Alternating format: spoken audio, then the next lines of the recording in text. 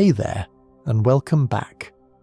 Tonight, we're settling in for a tale that goes beyond a simple battle between warriors.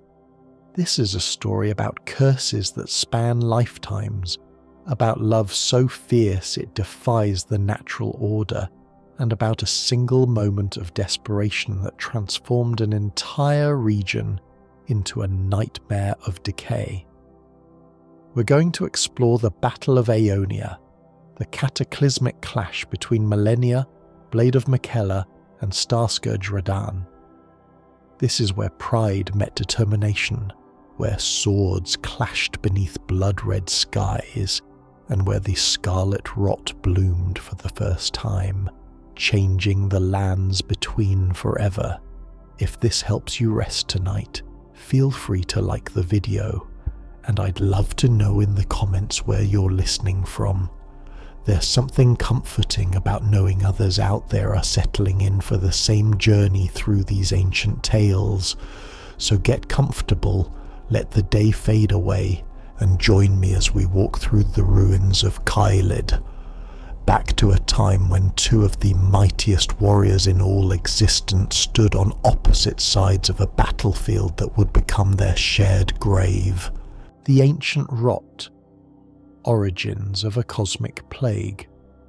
Before we can understand what happened at Aeonia, we need to go back much further, back to a time when the lands between looked very different, when ancient powers walked freely, and the balance between order and chaos hung by the slenderest of threads. The Scarlet Rot wasn't always the plague that now defines Caelid. It wasn't born from Malenia, though she would become its most infamous vessel. No, the Rot is far older, far more terrible in its origins. Deep beneath the earth, in chambers carved by forgotten civilizations, there exists a place called the Lake of Rot. It's a vast underground expanse where crimson waters lap against crumbling stone pillars, where the air itself seems thick with decay. This lake wasn't always a tomb of pestilence. Once, in ages beyond memory, it was the dwelling place of an outer god.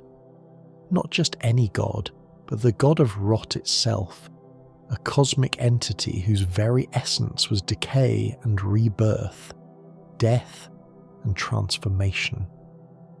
The outer gods are beings that exist beyond the comprehension of mortals.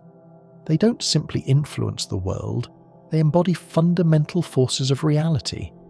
The greater will, with its golden light and perfect order, the frenzied flame with its maddening chaos, the formless mother craving blood and wounds, and among them perhaps most insidious of all, the god of Rot, whose dominion was the inevitable decay of all things, the cycle where death feeds new life, where corruption gives birth to transformation. This god took physical form as an immense scorpion, a creature of chitinous armour and dripping venom, whose very presence would cause flesh to putrefy and crumble. It dwelled in the underground ruins of what scholars believe was an ancient dynasty, a civilization that may have worshipped it, or perhaps tried to control it. Either way, that civilization is long gone, consumed by the very force they sought to harness. The scorpion god's influence spread like a disease, turning the waters crimson, causing fungal growths to bloom from stone, transforming the living into twisted servants of decay. But the god's reign was not eternal. A hero arose, though history has swallowed most details of his identity. We know him only as the blind swordsman, a warrior who, despite lacking sight, moved with the grace of flowing water. Legend says a fairy gifted him a blade, a weapon imbued with properties that could counter the Rot itself. This sword, carved with patterns mimicking the flow of water, became the instrument of the god's defeat. The battle must have been apocalyptic. A blind man facing a divine scorpion in chambers deep beneath the earth, where the very walls wept with corruption. The blind swordsman's technique, described as flowing like water, suggests he used the god's own nature against it. Water washes away impurities, flows around obstacles, erodes even the hardest stone given time. Whatever method he employed, it worked. The blind swordsman sealed the outer god, away, trapping its essence in those subterranean depths. The Lake of Rot became both tomb and prison, a place where the god's power remained but could not escape. The waters turned permanently crimson with its trapped divinity.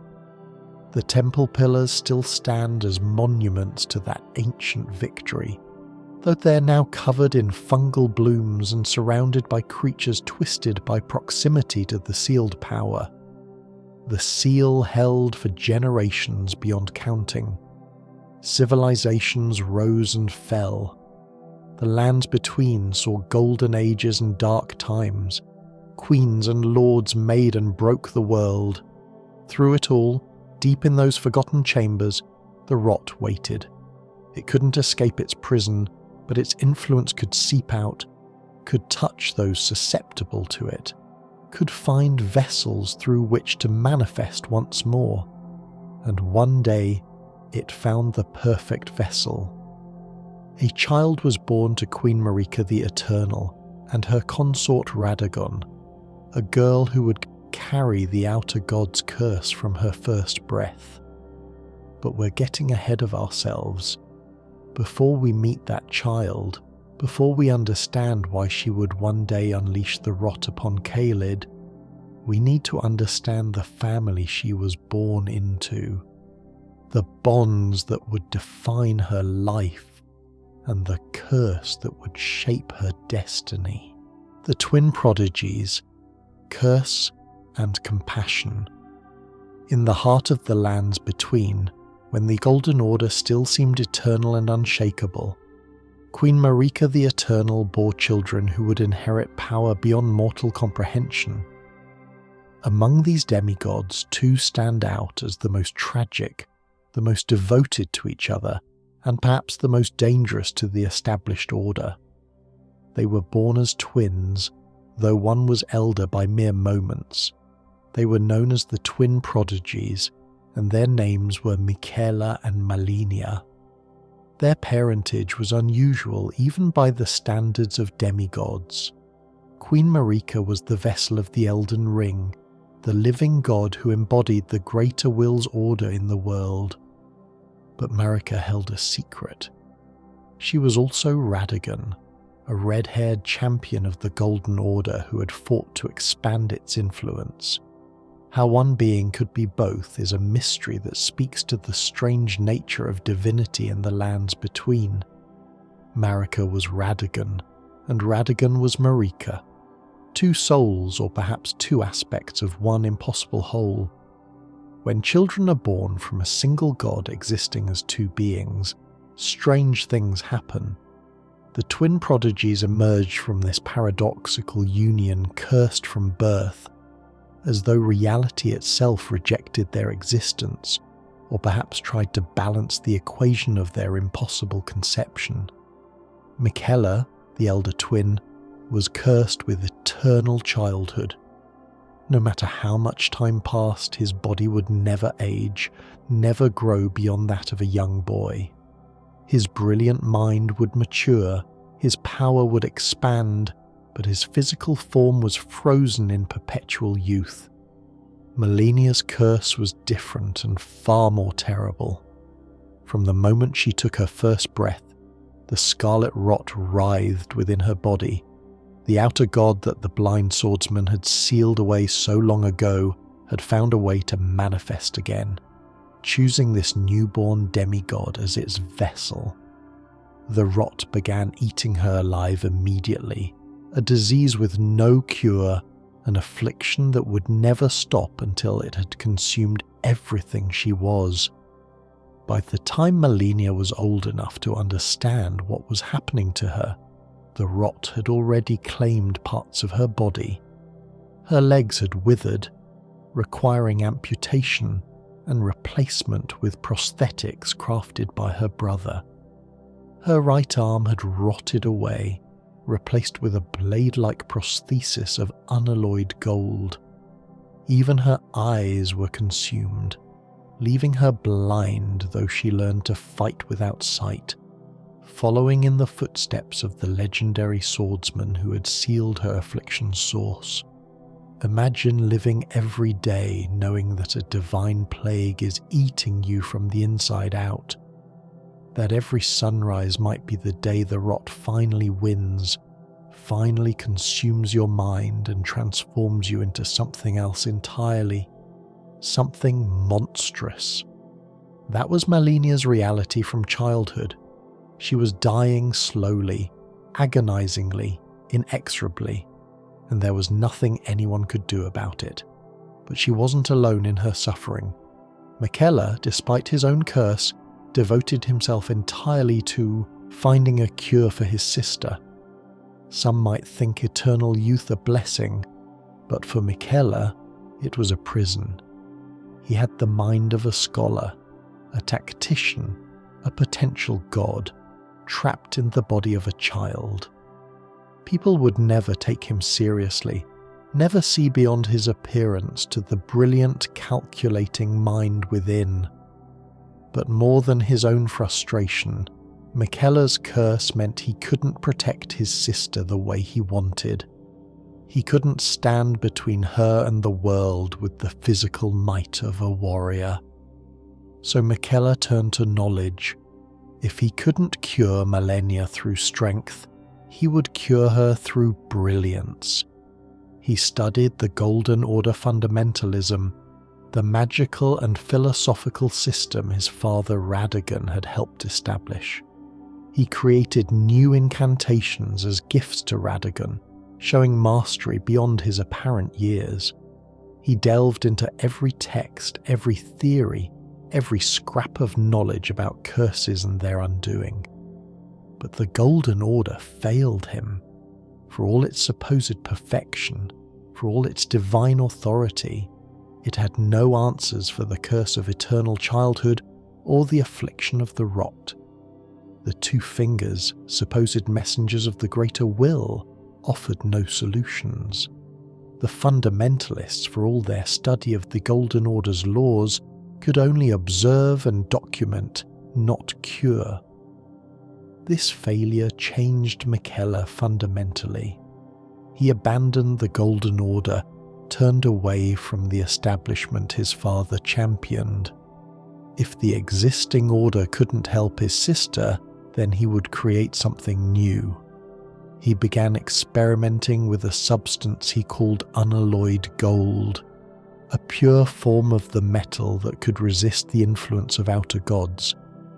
While regular gold was associated with the greater will and the Golden Order, unalloyed gold was different. It was pure in a way that rejected all external divine influence, including the rot. With this miraculous substance, Miquella crafted needles, delicate implements that could be inserted into Malenia's flesh to hold back the rot's advance. They didn't cure it, couldn't eliminate it, but they could keep it at bay, could give Malenia more time. These needles of unalloyed gold became her lifeline, quite literally the only thing standing between her and complete corruption by the outer god within her. Malenia's devotion to her brother matched his dedication to her.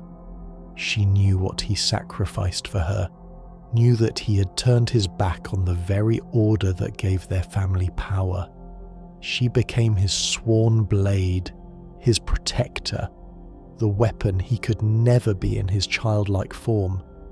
She trained relentlessly, mastering the sword despite her blindness, despite her prosthetic limbs, despite the constant pain of the rot eating at her from within.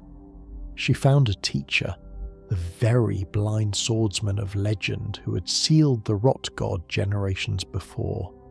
This ancient warrior recognized something in Malenia, perhaps saw in her the same determination that had driven him to face a god. He taught her his technique, the flowing movements that had once brought down a divine scorpion. Under his tutelage, Malenia became perhaps the greatest swordswoman in all the lands between. She developed her own style, incorporating the prosthetics into her combat in ways that turned seeming weaknesses into devastating advantages. She called herself the Blade of Miquella, and she meant it absolutely. Every breath she took, every beat of her heart, every movement of her body was devoted to protecting her brother and his dream. Miquella wasn't just trying to cure the twin curses anymore.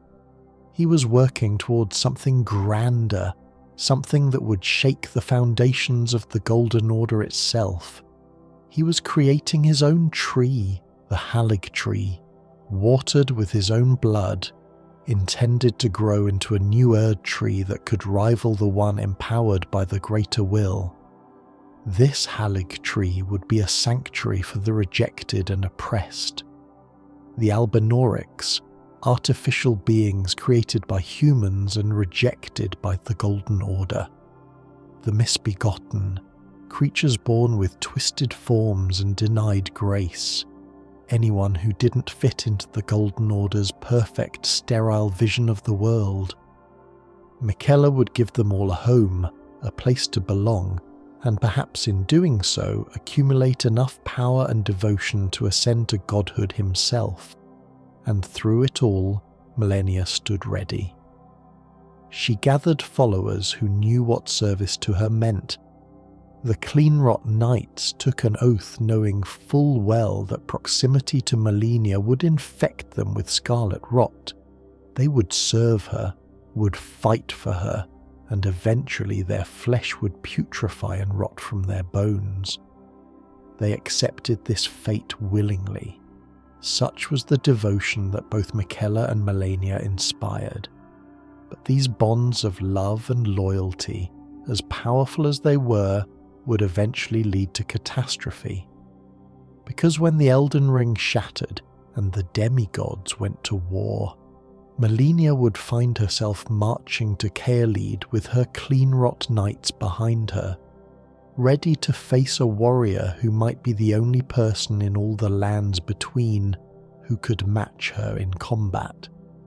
And in that battle, in that moment of desperation when she realized she couldn't win fairly, she would make a choice that would doom an entire region and change herself forever.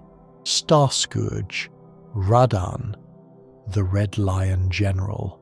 While Malenia and Miquella grew up in their mother's shadow, another demigod was forging his own legendary path.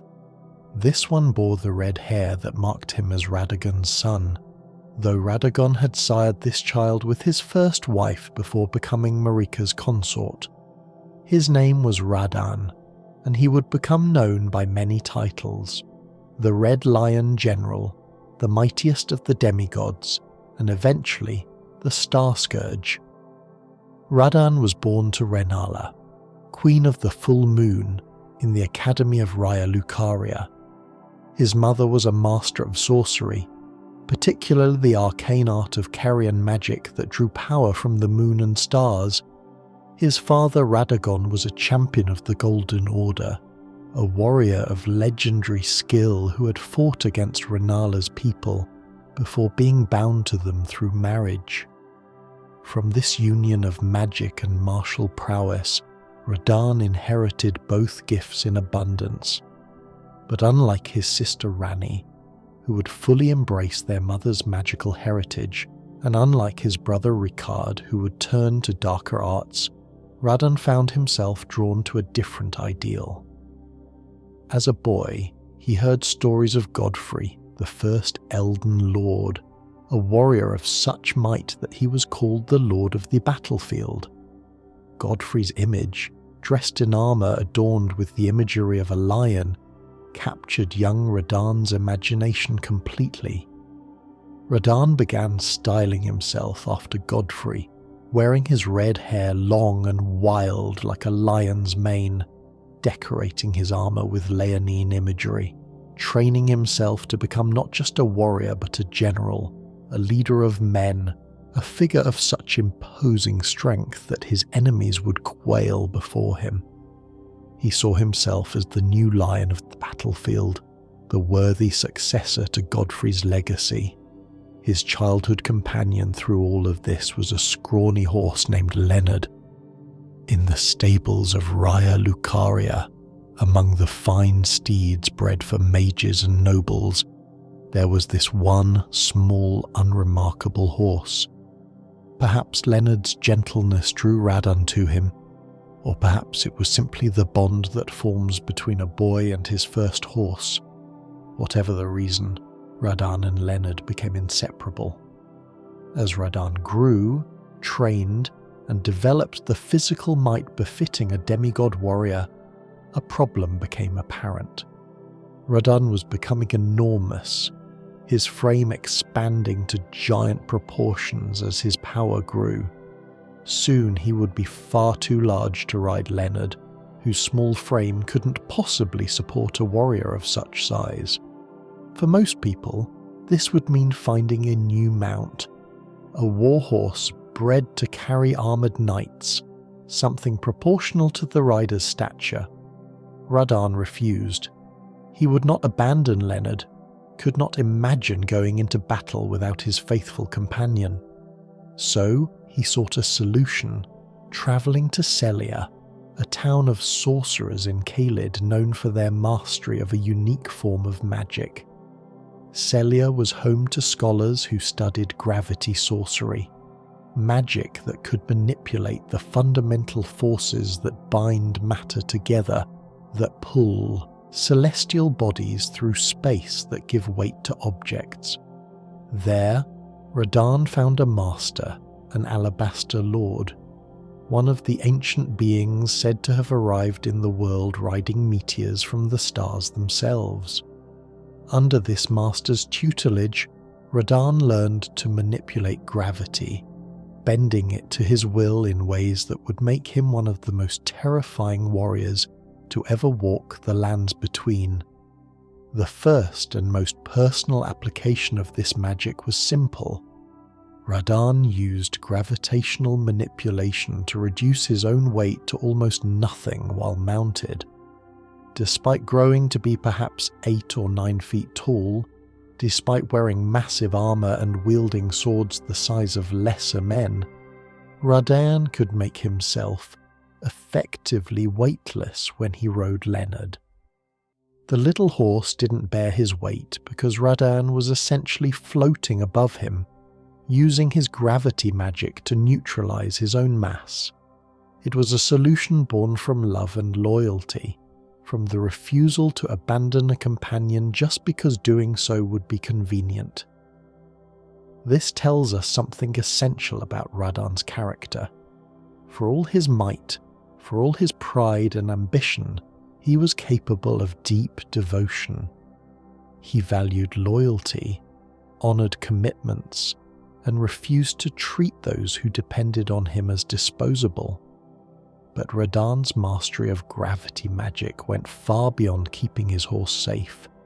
He discovered that he could manipulate the gravity of his weapons mid-swing, making them impossibly heavy at the moment of impact, crushing through defences that would stop normal blades. He could create localized gravity wells that pulled enemies toward him or pushed them away. He could summon meteors from the sky, calling down cosmic destruction on his foes, and eventually he challenged the stars themselves. The exact reason for this is lost to history and speculation, but we know that Radahn went to battle against the falling stars, celestial bodies that threatened to crash into Caelid and destroy everything in their path. Perhaps they genuinely threatened Celia, the town where he had learned his magic. Perhaps controlling them was a test of his power, a way to prove he had surpassed even his master. Or perhaps there was another reason, something connected to the nature of fate itself in the lands between. The stars in Elden Ring's world aren't just balls of burning gas in distant space. They're connected to destiny, to the fates of individuals and nations. The Carian royal family, Radahn's mother's line, had always looked to the stars for guidance. By halting their motion, Radahn was effectively freezing certain fates in place, preventing destined outcomes from occurring. Whether he knew this or did it deliberately, we cannot say for certain. What we do know is that he succeeded. Radahn, through sheer force of gravitational manipulation, stopped the stars in the sky. He held them in place through constant exertion of his will, keeping entire celestial bodies frozen in their courses. It was a feat of power that defied comprehension, that marked him as perhaps the mightiest of all the demigods. He earned the title Starscourge for this achievement, and that title was spoken with respect even by his enemies. When the Elden Ring shattered and the demigods went to war, Radahn commanded the Redmane Knights, warriors who took leonine imagery from their general, who wore armour decorated with red manes, and who followed their commander with absolute devotion. They established themselves in Caelid, making it their domain, with Castle Redmane serving as Radahn's seat of power. But Radahn's ambitions extended beyond simply holding territory. He wanted to become Elden Lord, to claim the title that Godfrey had once held. And to do that, he needed to prove himself the strongest, needed to gather enough great runes from his fellow demigods to claim the Elden Ring's power. He fought battles across the lands between, cementing his reputation as an unstoppable force. Yet for all his might, Radahn had no idea that his greatest battle would come not from choice, but from necessity, and that his opponent would be not just a worthy foe, but someone fighting for reasons far more personal than ambition. He didn't know that marching toward Caelid was a warrior cursed with a plague, driven by devotion to her brother, carrying within her the seeds of his destruction. And he certainly couldn't imagine that the battlefield where they would clash would become ground zero for a catastrophe that would echo through the ages. The march to war, why they fought. When the Elden Ring shattered, the world descended into chaos. Queen Marika had somehow broken the Elden Ring itself, the source of order in the lands between, and in doing so triggered what would be called the Shattering. The great runes, fragments of the Elden Ring's power scattered among Marika's children, the demigods who had inherited portions of her divine nature. War was inevitable. Each demigod who held a great rune became a shard-bearer, someone with the potential to claim enough power to become Elden Lord or to ascend to godhood. Ambitious demigods like Godric the Grafted immediately began trying to claim territory and gather strength. Others, like Ricard, pursued their own twisted visions of order. Still others, like Morgott, tried desperately to hold everything together. The fighting was brutal. Brother fought brother, sister fought sister. Ancient alliances crumbled. The lands between burned. This period of warfare would scar the world in countless ways, but none of those scars would be as devastating or as visible as what happened in Caelid. Malenia, as the Blade of Miquella, entered the Shattering with clear purpose. She wasn't fighting for herself, wasn't driven by personal ambition. Everything she did was for Miquella, to gather power and resources for his ascension, to protect his dream of the Haligtree. She led her Cleanrot knights south from their hidden sanctuary, marching down what was called the Bellum Highway, leaving behind sword monuments that marked their passage. She proved herself in battle after battle. When she encountered Godric, the Lord of Limgrave who claimed to be descended from Godfrey but was actually a distant, weakened relation. She humbled him completely. Godric begged for mercy, grovelling at her feet after she demonstrated that he was no match for her skill. She let him live, perhaps because killing him would serve no purpose, perhaps because she pitied him. She moved on, gathering great runes, establishing Miquella's power, proving that she had never known defeat. But then she turned her attention toward Caelid. The exact reason why remains a matter of debate and speculation, pieced together from fragments of lore and what we learn in the shadow of the Erdtree expansion.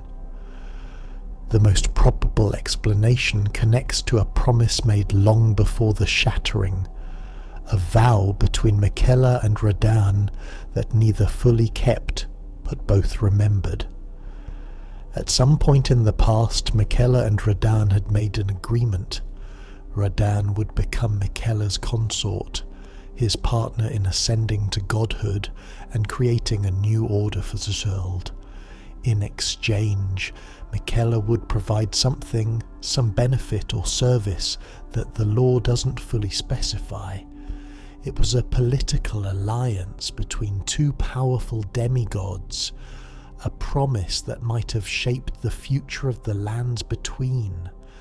But when the shattering came, Radahn seems to have either broken this vow or shown no intention of honouring it. He was pursuing his own path to becoming Elden Lord, wasn't rushing to Miquella's side, wasn't helping with the Haligtree. Perhaps he had changed his mind, perhaps circumstances had changed his priorities, or perhaps he had never truly intended to keep the promise.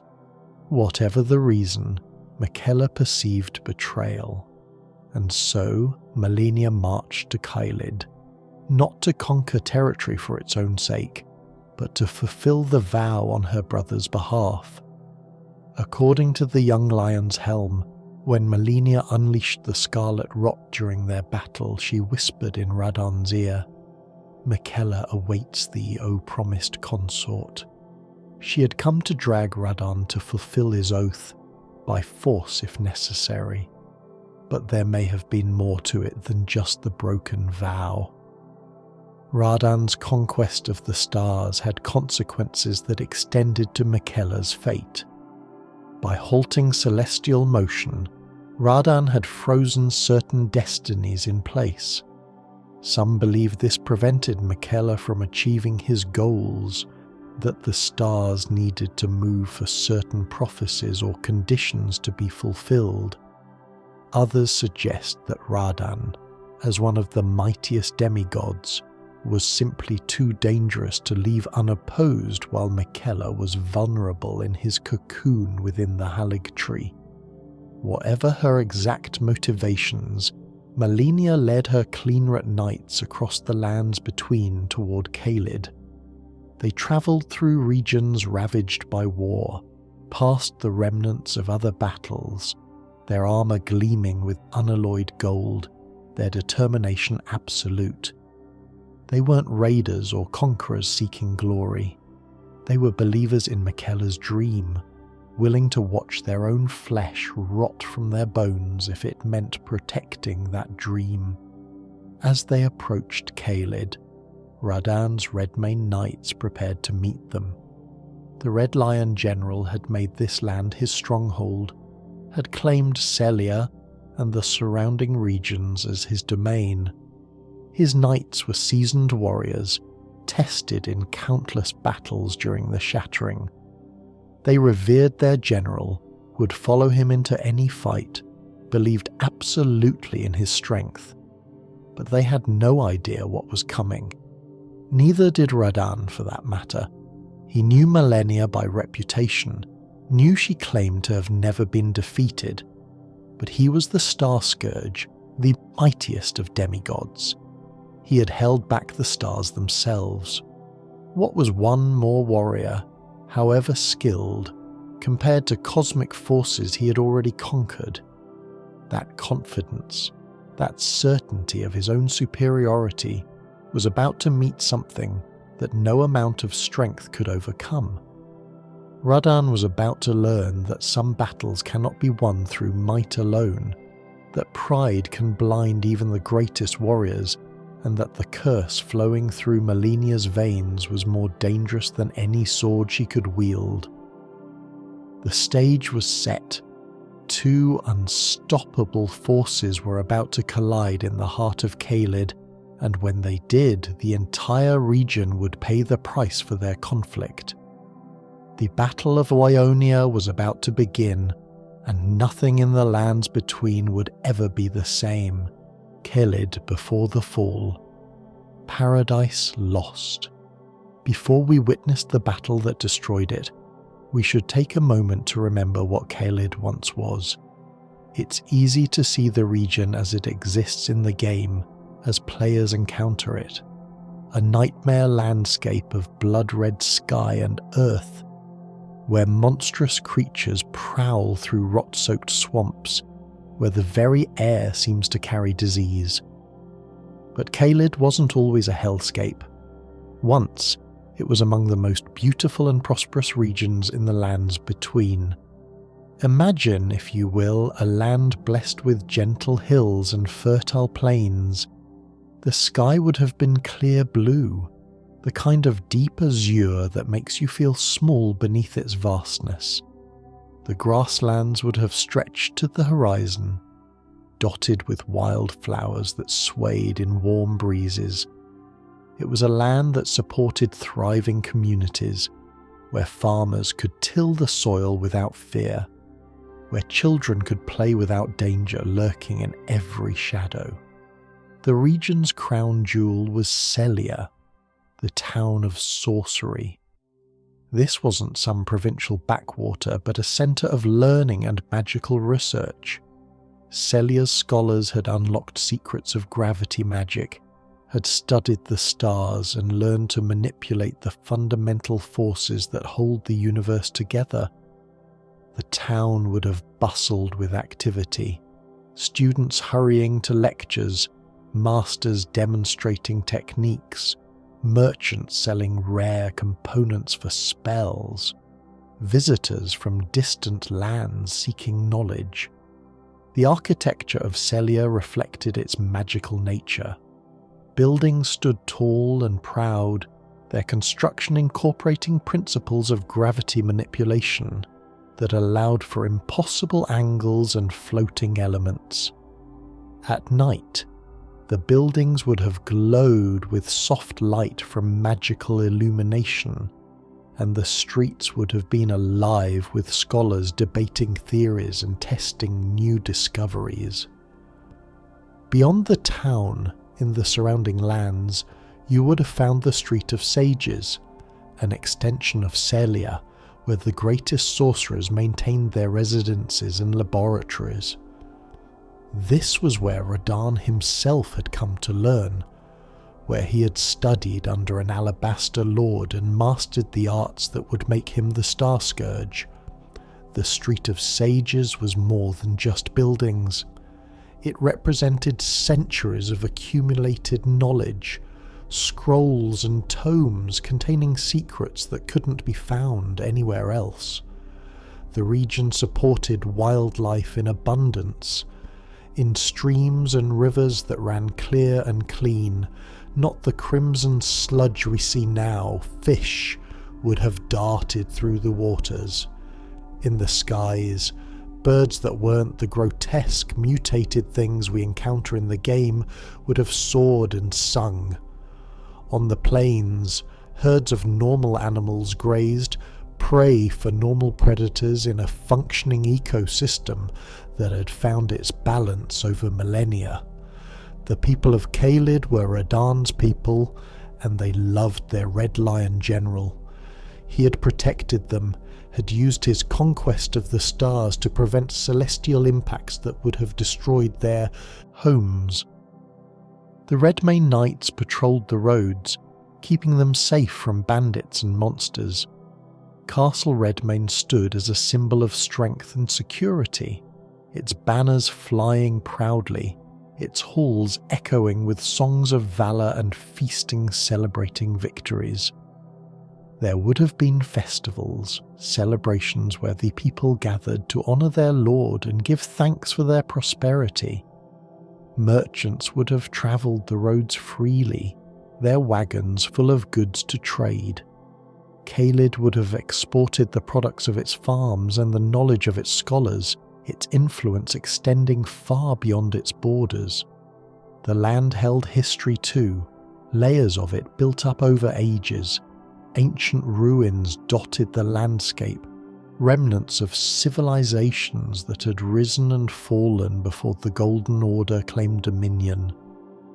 These ruins were places of mystery and discovery, where adventurous souls might find artifacts from forgotten times, might glimpse how the world had been before Queen Marika ascended, and at the region's heart, where the swamp of Aeonia now festers, there would have been something different entirely.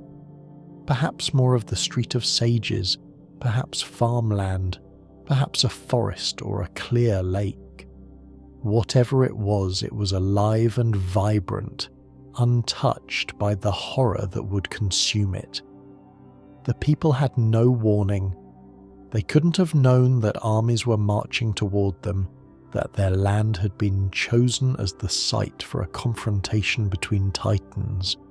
They went about their lives, tending their crops, studying their magic, raising their children, planning for futures that would never come. On the day Malenia's Clean Rot Knights appeared on the horizon and Radahn's Redmane forces rode out to meet them, the civilians probably thought it would be like other battles they'd witnessed or heard about. Armies would clash, one side would win, and life would continue in some form. They couldn't imagine, couldn't conceive that this battle was different, that one of the combatants carried within her a power that would transform everything it touched, that in the space of a single moment, everything they knew, everything they loved, every plan for tomorrow would be rendered meaningless. Caelid was about to die, and something monstrous would be born from its corpse. This is what makes the Battle of Aeonia so tragic. It wasn't just two powerful beings fighting for supremacy. It was the murder of an entire region, the transformation of paradise into hell, the corruption of a land and its people into twisted mockeries of what they had been. Every monster we fight in Caelid now, every T-Rex dog and every rot-infected bird, was once something normal, something innocent. They're victims as much as the human dead, corrupted beyond recognition by a plague they never asked for. So as we prepare to walk through the battle itself, remember Caelid as it was. Remember the clear skies and clean water, the living people and functioning communities, the hope and normalcy that existed before the rot bloomed. Remember it because Radahn remembered it, even as the rot ate away his mind. Remember it because the magnitude of what was lost makes what Malenia did all the more devastating, all the more unforgivable to some and understandable to others. The battle begins.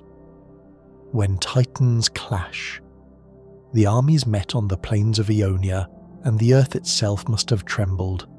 On one side stood Malenia, the blade of Miquella, her prosthetic blade gleaming with unalloyed gold, her Clean Rot knights arrayed behind her in perfect formation. On the other side, Radahn, the Starscourge, mounted on Leonard despite his towering size, his twin massive swords resting across his shoulders, the Redmane knights spreading out in battle lines that stretched across the horizon. Neither side wanted to be there, not really. The Clean Rot knights knew they were marching to their deaths. Serving Malenia meant inevitable infection by the Scarlet Rot. They had watched their brothers and sisters succumb to it, had watched flesh putrefy and minds degrade. They knew what awaited them, yet they came anyway, drawn by devotion to Miquella's dream and respect for Malenia's determination. They were not mindless fanatics, but true believers, willing to sacrifice everything for a cause they deemed worthy. The Redmane Knights were defending their home. Caelid was their land. These were their people. They had trained their entire lives for moments like this, to stand between danger and those who couldn't protect themselves. Their general had conquered the very stars. Surely no enemy, however skilled, could overcome such might. They prepared for battle with confidence born from absolute faith in Radahn's power. The initial clash was conventional warfare scaled up to demigod proportions. The two armies charged across the plain, meeting in the centre with a crash that sounded like thunder. Steel rang against steel, battle cries mixed with screams of the dying, blood soaked into earth that had never known such violence. The Cleanrot Knights fought with grim efficiency, their golden armour splashed with mud and worse. The Redmane Knights fought with ferocity, their red manes streaming in the wind, their weapons finding flesh again and again. But the real battle, the one that mattered, was between the two commanders. Malenia and Radahn met in the centre of the chaos, and when their blades first crossed, witnesses later claimed you could hear the impact from miles away. These were not mere mortals clashing, but beings who had transcended human limitations, who wielded power that could shatter mountains and boil seas. Radahn fought with the confidence of someone who had never met his equal. He swung his massive swords with devastating force, each strike carrying enough power to crush castle walls. When he brought his blades down, they created shock waves that threw lesser combatants from their feet. He used his gravity magic to enhance his attacks, making his weapons impossibly heavy at the moment of impact, then instantly light again for the recovery. He could summon rocks from the earth and hurl them like artillery, could create gravitational fields that disrupted enemy formations. But Malenia was like water flowing around his attacks, finding openings where none should exist. The blind swordsman had taught her well. She didn't try to match Radahn's strength because she couldn't. Instead, she used his own momentum against him, deflected rather than blocked, struck at joints and weak points in his armour rather than trying to punch through solid plate. Her prosthetic blade, crafted from unalloyed gold by Miquella himself, was proof against the corrupting influence of outer gods. But it was also a masterwork weapon in its own right, perfectly balanced, impossibly sharp. She was blind, yet she fought as though she could see everything. She read Radahn's movements through sound and vibration, anticipated his attacks through patterns, and tells that most warriors wouldn't even notice. When he thrust, she sidestepped. When he swept, she ducked under. And always, she was counter-attacking, her blade finding gaps in his defense, drawing blood, accumulating damage that would eventually tell. Radahn began to realize he was in an actual fight. This wasn't like battling the stars, where raw power and will were enough. This was a duel against someone whose skill matched his strength, who could turn his own advantages into weaknesses. He adapted, using his gravity magic in new ways. He tried to create gravitational wells to pull Malenia off balance, to disrupt her flowing style. He called down rocks and debris from above, forcing her to defend rather than attack. The battle raged for hours. The sun arced across the sky, casting the combatants' shadows in different directions as they fought. Around them, their armies continued to clash, but more and more, the soldiers found themselves simply trying to stay out of their lord's way. Entire sections of the battlefield were abandoned as demigods traded blows that would kill any normal warrior who got too close. Malenia was accumulating damage. For all her skill, she couldn't completely avoid Radahn's attacks. His reach was too long, his strikes too fast despite his size. One of his swords caught her across the torso, cutting through armour and flesh. Another blow nearly severed her prosthetic leg, damaging the mechanism so it didn't function properly. Blood flowed from a dozen wounds, mixing with the sweat and grime of battle. But Radahn was hurt too. Malenia's blade had found him repeatedly, cuts that individually weren't lethal, but that together were bleeding him, weakening him, slowing his reactions fractionally but crucially. His armour was scored and dented, several plates hanging loose or fallen away entirely. He was breathing heavily, something that should have been impossible for a demigod of his stature and conditioning. They broke apart, circling each other, while around them the battle had devolved into scattered skirmishes. Both commanders were battered, both bleeding, both pushed to limits they hadn't known existed. And in that moment, Malenia faced a terrible truth. She couldn't win. Not fairly, not with pure skill, not even with the unalloyed gold needle holding back the rot. Radahn was simply too strong, too durable, too powerful. She could hurt him, but she couldn't kill him, and eventually her injuries would accumulate until she could no longer fight effectively. She had come to bring Radahn to Miquella, to fulfill the vow he had broken. She had come for her brother's sake, had led her knights across the lands between to this battlefield. She couldn't fail. Miquella was counting on her. The Haligtree needed Radahn's power for whatever plan Miquella had conceived. Failure wasn't an option, and so Malenia made a choice that would echo through history.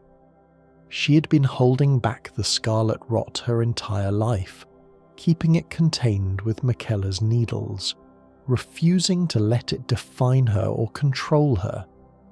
But she was still its vessel, still the chosen avatar of the outer god that had been sealed away so long ago, and in her desperation, she decided to use that power to unleash the very thing she had spent her entire existence fighting against.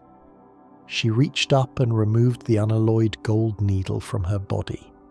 The moment she did, she could feel the rot surge through her with devastating force.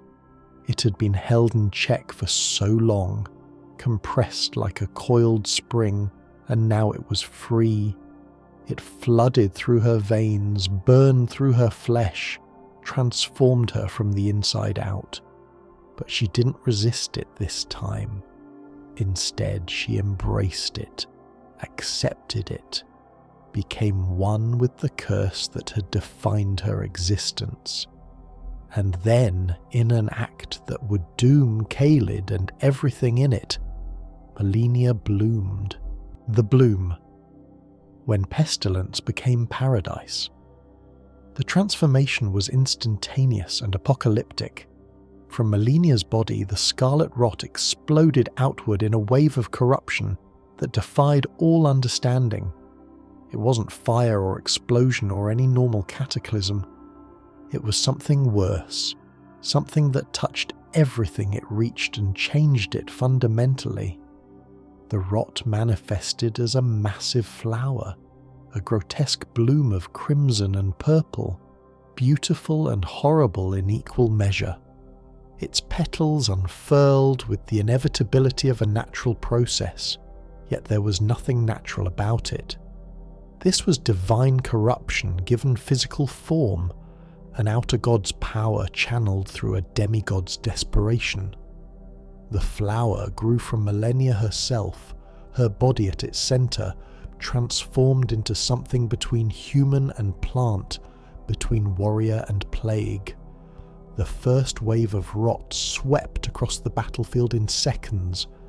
Clean Rot knights who had been expecting eventual infection found it arriving all at once, concentrated beyond anything they could have imagined.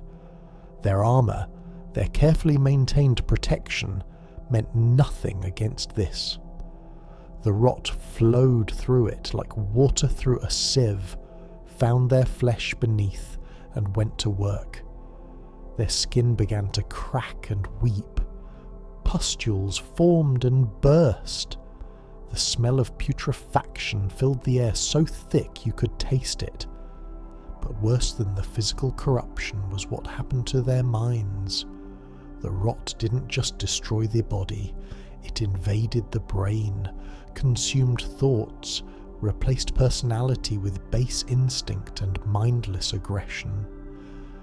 The knights who had marched to Caelid as disciplined soldiers found themselves losing who they were, found their humanity slipping away as the rot rewrote what they were at the most fundamental level. The Redmen Knights suffered worse. They had no protection at all, no gradual exposure to build up whatever resistance repeated contact with Malenia might have granted the Clean Rot forces. When the rot wave hit them, they didn't have time to understand what was happening before it was tearing them apart from the inside. Strong warriors who moments before had been fighting with skill and courage found themselves collapsing, clutching at their throats as their lungs filled with fungal growth, clawing at their skin as it began to slough off in sheets. But the soldiers were not the only casualties. The rot spread beyond the immediate battlefield, racing across the plains of Caelid like a living tide. It reached the towns and villages, crept under doors and through windows, found the innocent civilians who had nothing to do with demigod politics or wars for great runes. Children playing in streets, farmers tending their fields, scholars studying in Celia's libraries, merchants counting their profits, all touched by the rot in the same instant, all infected with the disease that offered no cure and no mercy. The animals suffered too, perhaps worse than the humans because they couldn't understand what was happening to them. The dogs of Caelid, ordinary domestic and wild animals, began to mutate. Their bodies expanded and twisted, growing to enormous size, their forms warping into something that resembled dinosaurs more than canines. What had been friendly, or at least comprehensible creatures became towering monstrosities, their minds consumed by hunger and pain, attacking anything that moved in their desperation. The birds underwent similar transformation. What had been normal avian life became grotesque flying things with bodies too large for their wings, with claws like daggers and beaks that could pierce armour. They flew in mad circles, shrieking cries that sounded almost like words, but resolved into meaningless noise, their brains half rotted even as their bodies continued to function. The very landscape began to change. The grass withered and died, but it didn't simply turn brown and dry. Instead, it transformed into something else, into fungal growths that resembled grass but pulsed with infection. Trees lost their leaves and grew mushroom-like caps. The soil itself turned crimson, soaked through with rot until it became more diseased than earth. Water sources were contaminated in minutes, clear streams and rivers turning into thick red sludge that would kill anything that drank from them. The Street of Sages, Caelid's pride, became ground zero for some of the worst transformations. The scholars who had unlocked secrets of gravity magic found those secrets turning against them as their bodies warped and changed.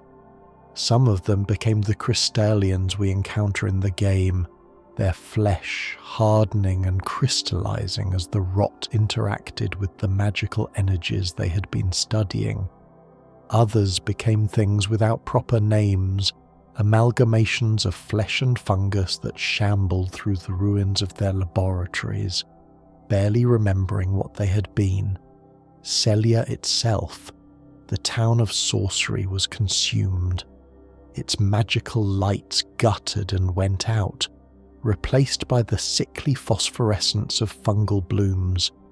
Its buildings, which had stood for generations as monuments to magical achievement, became haunted ruins stalked by things that had once been its inhabitants.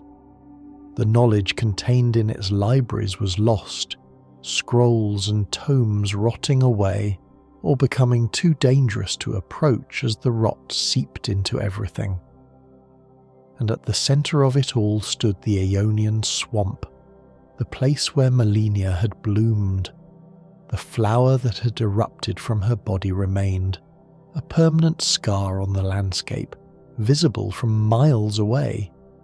The swamp formed around it as the rot saturated the ground, creating a zone of such concentrated corruption that even years later, even after Malenia had left, it remained deadly to approach without protection.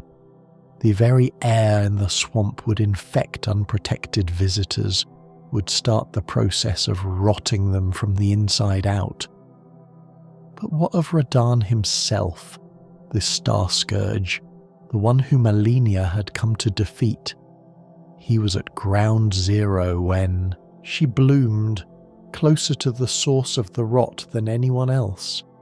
The wave of corruption hit him with its full force, concentrated divine pestilence flowing into and through his body. His armour saved him from immediate death. His demigod nature gave him resistance that no mortal could match. But the rot was an outer god's power, and even demigods weren't immune to that. It seeped through the gaps in his armour, found the wounds Malenia's blade had already opened, and poured into his body like water into a sinking ship. Radahn felt it immediately, felt something foreign and malevolent invading him, trying to rewrite what he was. He fought back with every ounce of his considerable will, using his gravity magic to try to contain it, to compress it, to do anything that might slow its advance. He poured his power into resistance, maintaining his grip on the stars even as the rot tried to tear his mind apart. The rot worked slowly on him, slower than on normal beings, but it worked nonetheless. It began eating away at his brain, destroying the parts that made him who he was. His memories started to fade. His personality began to fragment. The proud general who had loved his horse so much he learned magic just to keep riding him, who had admired Godfrey and styled himself as a lion, who had conquered the stars themselves, that person was slowly dying, devoured from within by divine corruption. But he held on.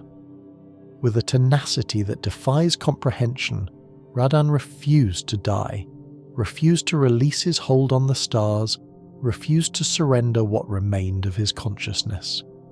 He had been tasked with protecting Caelid, and even as his mind rotted away, some deep part of him remembered that duty. He continued to fight, continued to resist, even as he forgot why he was fighting or what he was resisting. Malenia, meanwhile, collapsed. The act of blooming had taken everything from her. She had unleashed the rot, had let it flow through her unrestrained, and the cost was catastrophic. Her body was ruined beyond repair, corrupted even by her own standards. She lay in the centre of the swamp she had created, barely clinging to life, unable to move or speak or do anything but exist in agony. Her knights, what remained of them, found her there. Those who had been far enough from the epicenter to avoid the worst of the rot's immediate effects, who could still think and act despite their infection, gathered around their fallen commander. They knew they couldn't stay in Caelid. The Redmane forces, what remained of them, would regroup and seek vengeance, and Malenia needed to return to the Haligtree, needed Miquella's aid to survive. One knight in particular stepped forward. Her name was Finlay, and she would become a legend for what she did next. Finlay looked at Malenia's broken body, looked at the ruined landscape around them, and made a decision. She would carry her commander home, would bear Malenia's weight all the way from Caelid to the Haligtree, a journey of hundreds of miles through hostile territory, while her own body rotted from Scarlet Rot infection. The long journey home, Finlay's devotion. The task that Finlay set herself was impossible by any rational measure. She was a mortal woman, not a demigod, not blessed with supernatural strength or endurance beyond what hard training and fierce determination could provide. She was infected with Scarlet Rot, her body already beginning to show signs of corruption, the disease working its way through her system with the same inevitability that awaited all of Malenia's knights, and she proposed to carry Malenia, a fully grown woman even accounting for the parts of her body lost to the rot, across the entire breadth of the lands between. Malenia in her current state couldn't walk. The bloom had consumed her strength utterly, left her in a comatose state hovering between life and death. Her prosthetics had been damaged or destroyed. Her body was riddled with rot beyond anything she had experienced before. She needed immediate medical attention, needed to be tended by healers who understood her condition, needed to be returned to the Haligtree where Miquella's power might save her. Finlay fashioned a makeshift carrier, strapping Malenia's limp form to her back. The weight was immense, but Finlay had trained her entire life as a warrior, had built strength in every muscle. More importantly, she had the will that separates legendary figures from ordinary soldiers. She would not let her commander die in this rotting hellscape. She would not leave Malenia's body for scavengers or for Radahn's remaining forces to desecrate. The journey began in Caelid itself, navigating through the nightmare landscape the bloom had created. The swamp was treacherous, thick with rot-saturated water that burned exposed skin, dotted with sinkholes that could swallow an unwary traveller. All around them, the infected creatures prowled, drawn by scent or sound or some instinct awakened by the rot. Finlay fought when she had to, avoided combat when she could, every step a calculated risk, every decision potentially the difference between reaching home and dying in the muck. She couldn't move quickly, not with Malenia's weight on her back, not through terrain that fought against every step. What might have been a week's journey for a swift rider became a month-long ordeal of endurance. She rationed the supplies she had managed to salvage, eating just enough to maintain her strength, drinking carefully from sources she prayed weren't too contaminated. Other Cleanrot knights accompanied her initially, those few who had survived the bloom and retained enough sanity to function. But one by one, they fell away. Some succumbed to their rot infections, their bodies finally failing after holding on through sheer will. Others were killed by the corrupted creatures or by hostile forces encountered along the way. Some simply couldn't keep pace, their strength failing, and they told Finlay to go on without them, to save herself and their commander while they held back whatever pursued. Finlay watched her brothers and sisters die or fall behind, felt the guilt of leaving them but knew she couldn't stop, couldn't turn back, couldn't even slow down to give them proper farewells. She carried on alone, one woman bearing a demigod through a world that wanted them both dead. As she travelled north, leaving Caelid behind, the landscape gradually became less corrupted. But that brought its own dangers.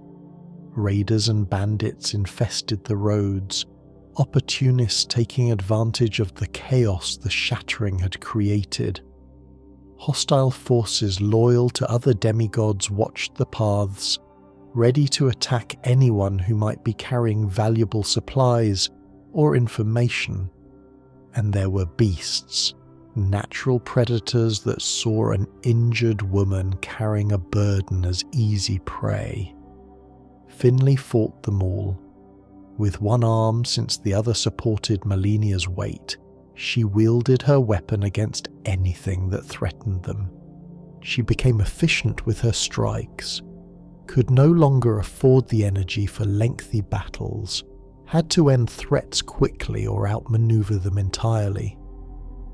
She learned to move through terrain that offered concealment, to travel at times when hostile forces were less alert, to read the landscape for dangers before they materialized.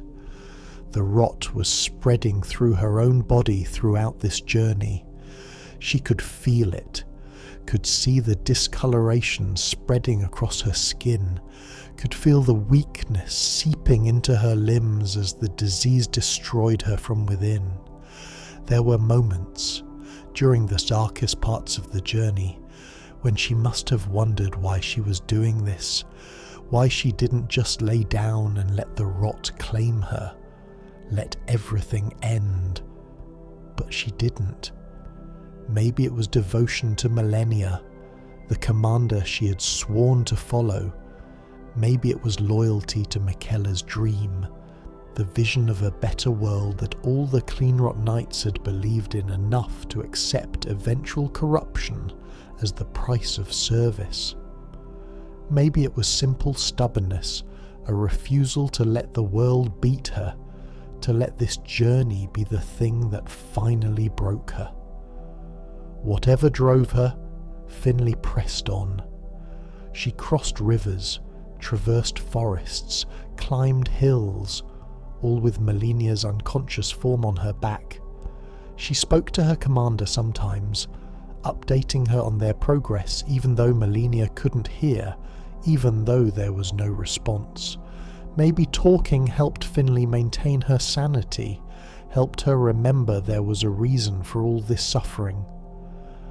As she drew closer to the Halig tree, the journey became slightly easier in some ways and harder in others.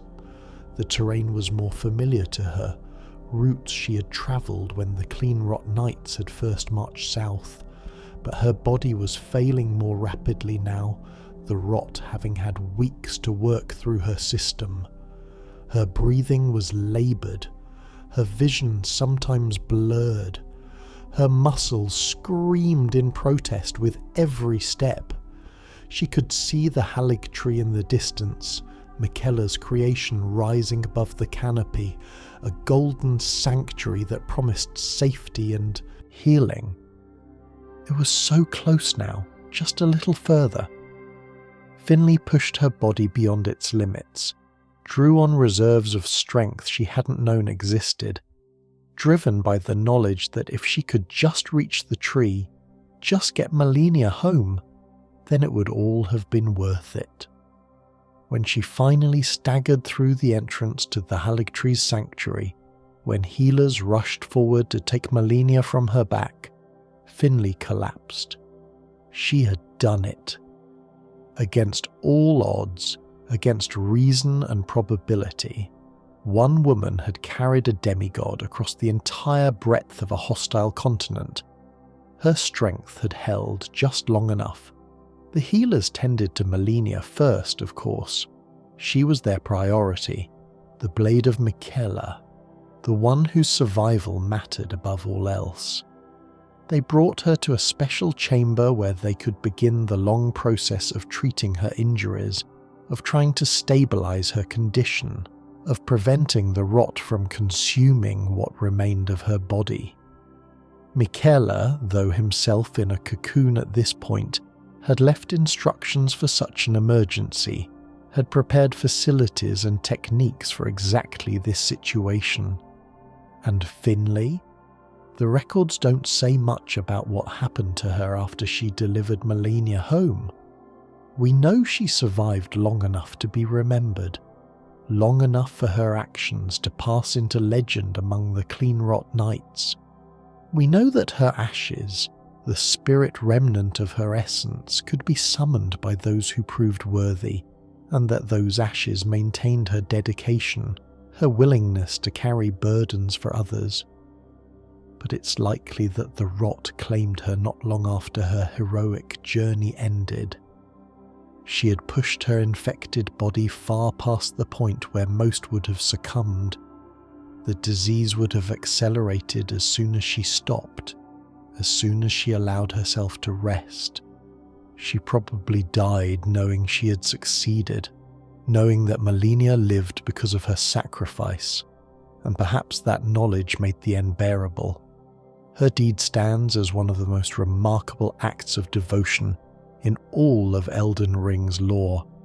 She wasn't fighting for glory or power, wasn't seeking to become Elden Lord or claim a great rune. She was simply a knight who refused to abandon her commander, who fulfilled her duty with a purity of purpose that puts mightier figures to shame.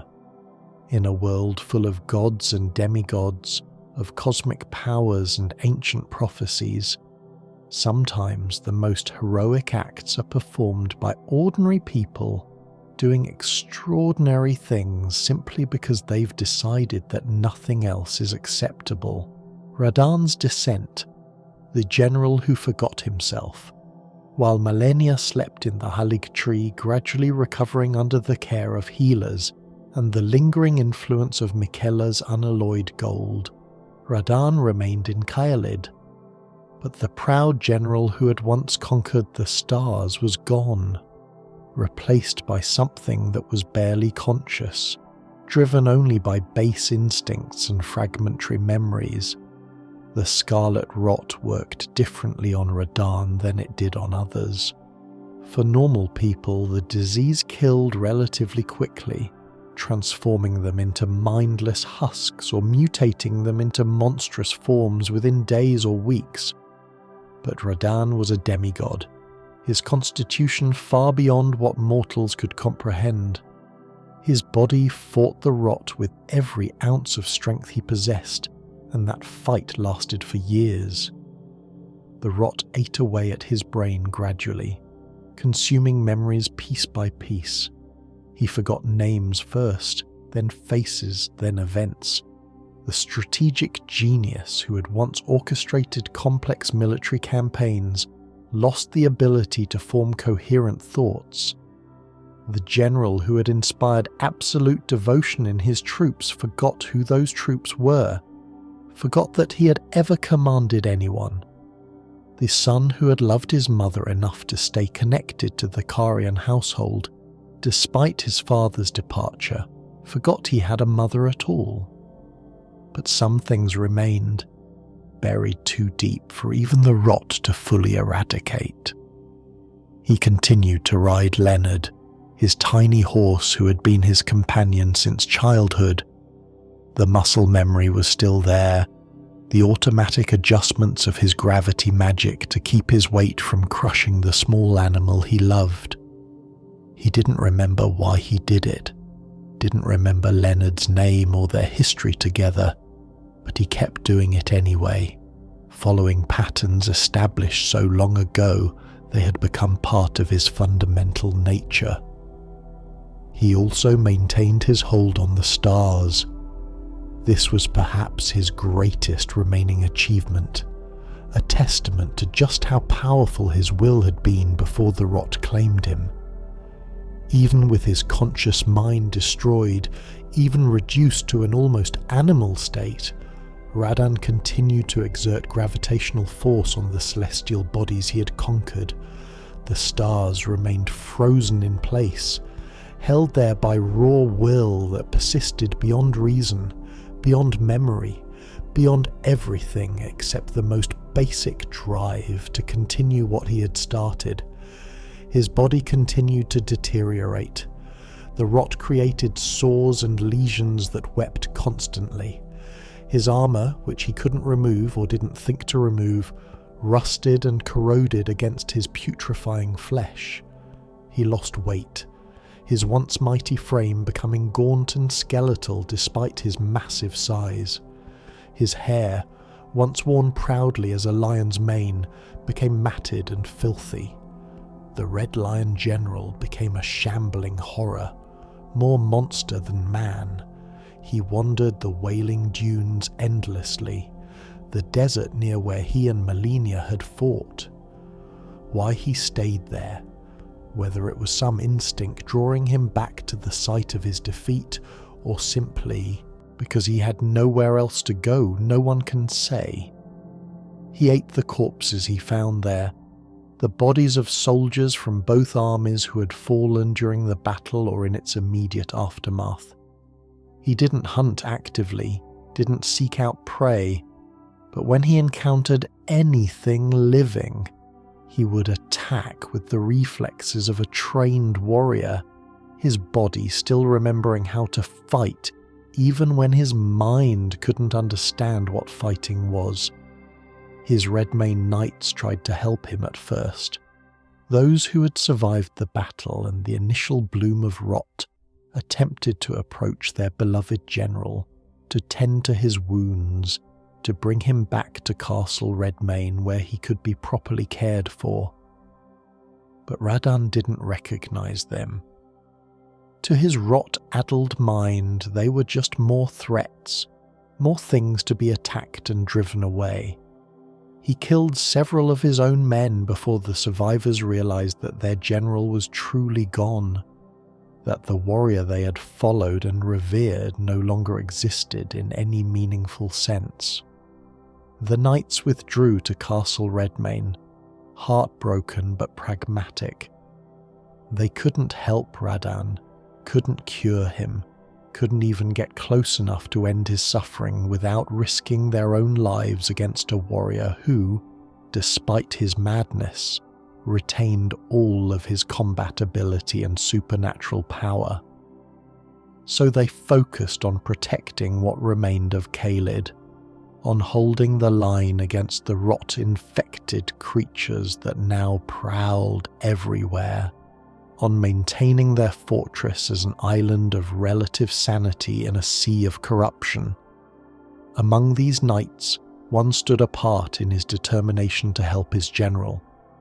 Jeren, the Castellan of Redmane Castle, had known Radahn since before the Shattering, had served him as both friend and advisor.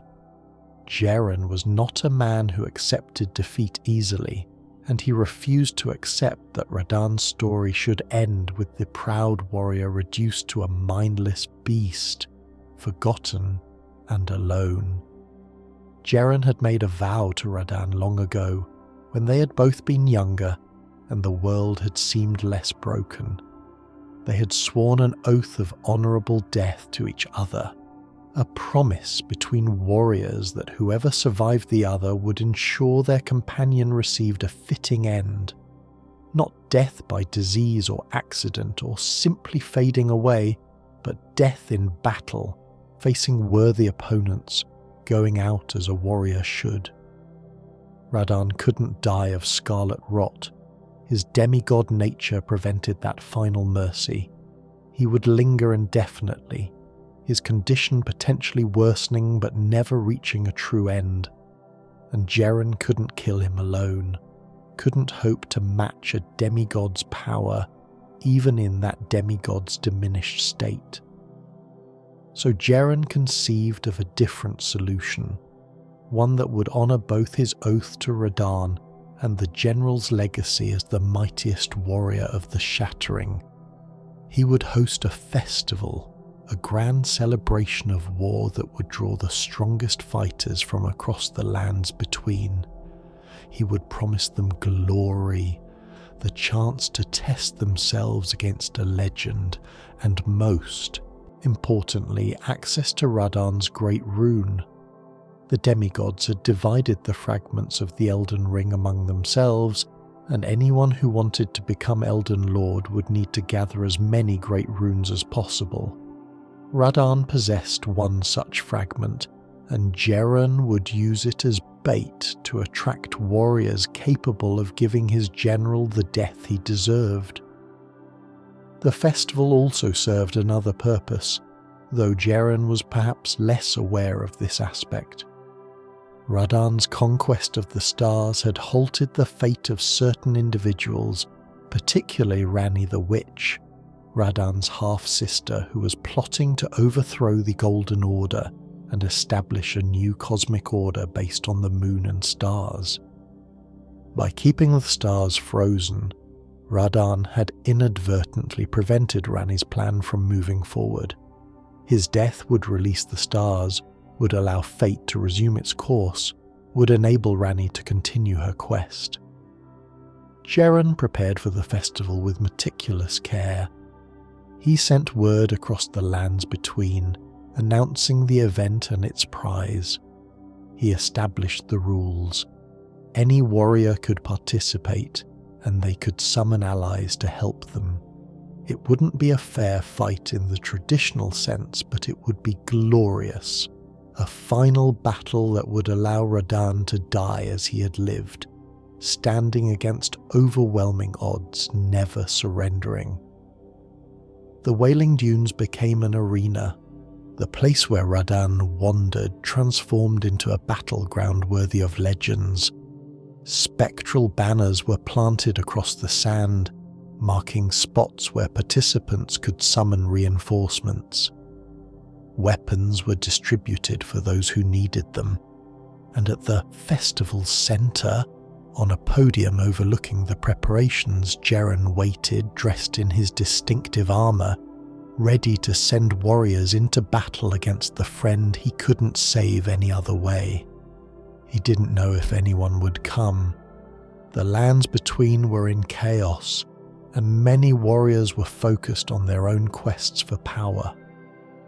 But Jeren held faith that someone would answer the call, that someone would give Radahn the honour he deserved, and until that someone arrived, Jeren would wait, maintaining his vigil, keeping his promise to a general who no longer remembered who Jeren was, or that any promise had been made.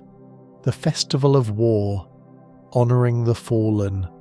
When warriors finally did answer Jeren's call, they came from all corners of the lands between, drawn by different motivations but united in their willingness to face the Starscourge.